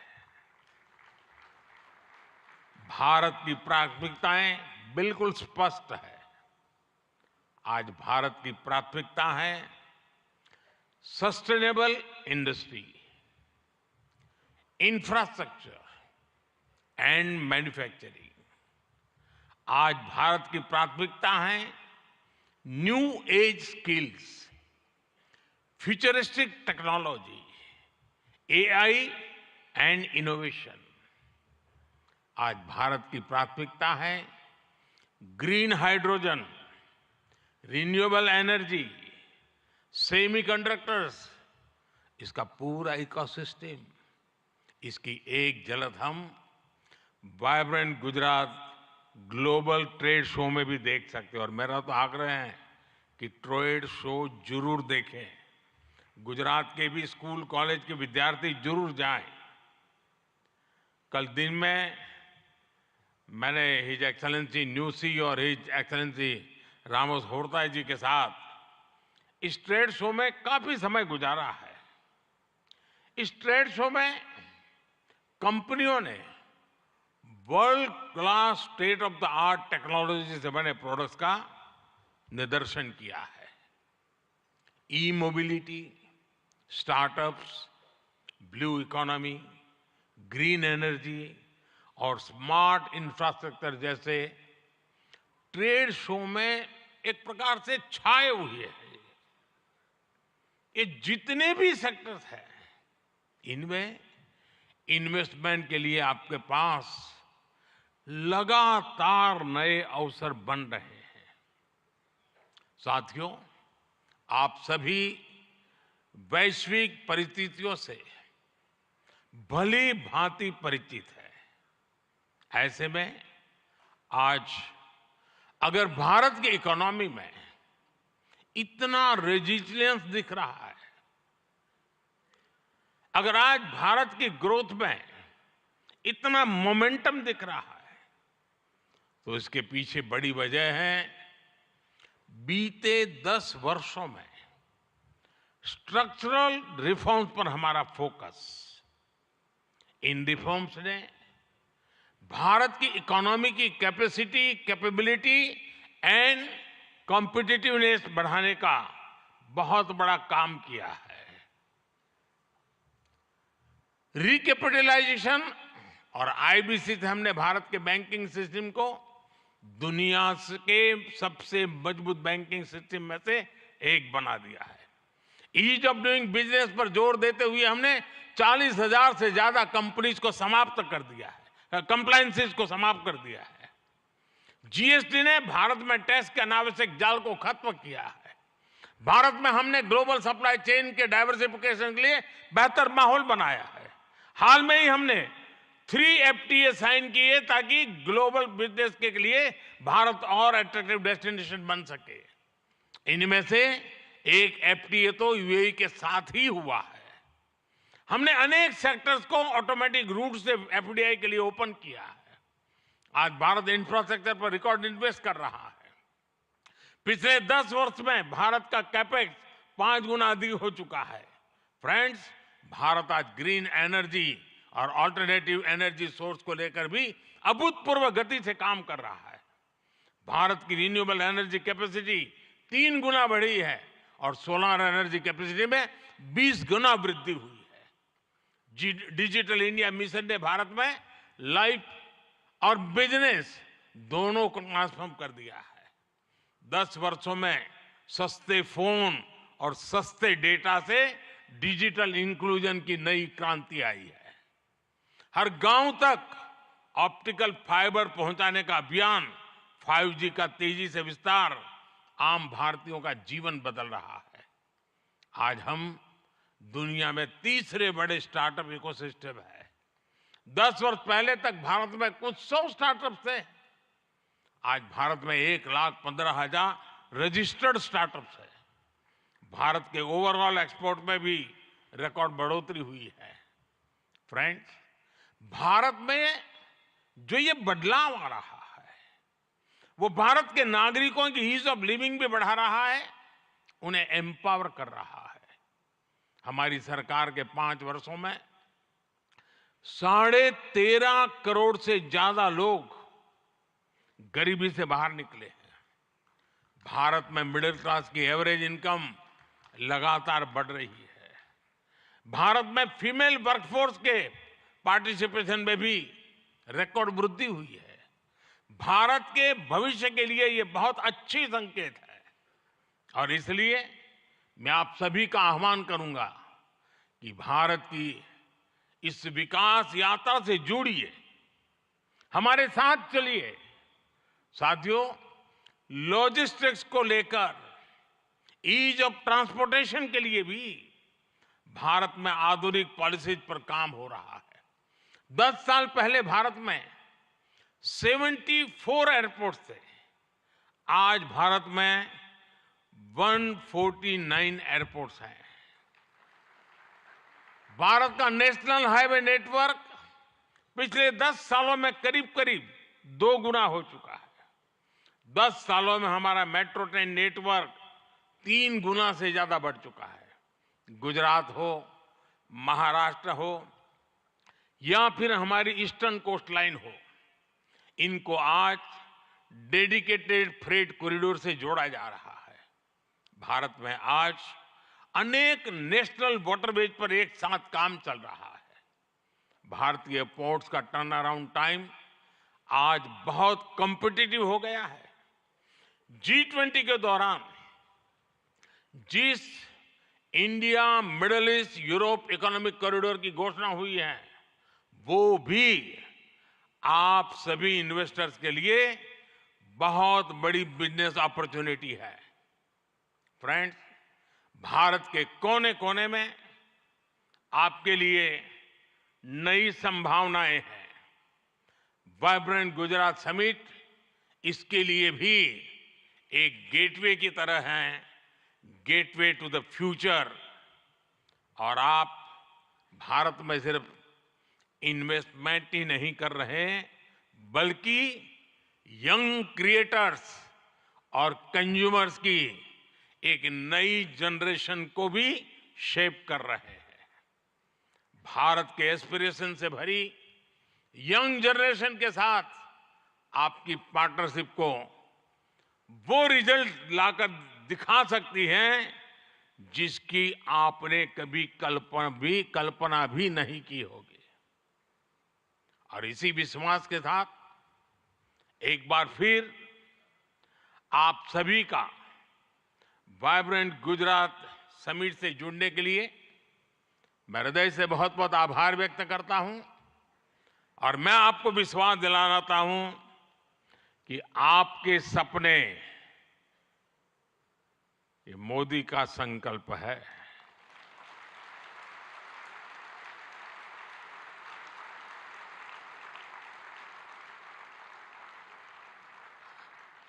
आपके सपने जितने बड़े होंगे, मेरा संकल्प भी उतना ही बड़ा होगा। आइए, सपने देखने के अवसर अनेक हैं, संकल्प पूरा करने का सामर्थ्य भी मौजूद है। बहुत बहुत धन्यवाद।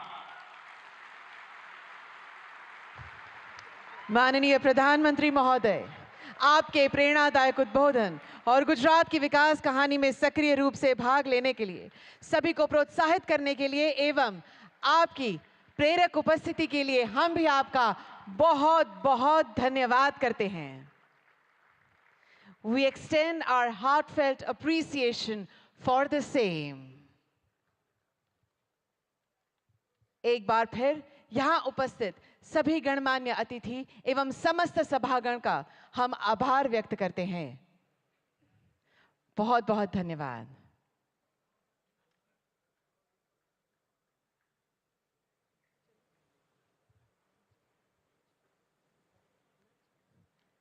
Thank you very much, Honorable Prime Minister, sir. We also extend our heartfelt thanks to His Excellency Sheikh Mohammed bin Zayed Al Nahyan, His Excellency Mr. Josie Ramzorta, His Excellency Mr. Philip Newsey, His Excellency Mr. Petre Fiala, and the dignitaries. You will be escorted for the lunch by ushers. So we request you to kindly cooperate. We let first the esteemed dignitaries, our Honorable Prime Minister, sir, and His Excellencies to depart, and then, according to the ushers, you will be guided for the lunch area. Thank you. Thank you very much.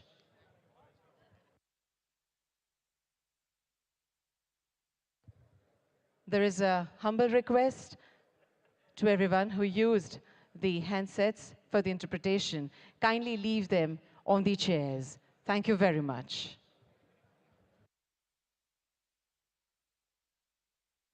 We request to leave the receivers and the headphones to be global summit का किया उद्घाटन प्रधानमंत्री नरेंद्र मोदी ने गांधीनगर से। आप देख रहे थे हमारी स्पेशल लाइव कवरेज।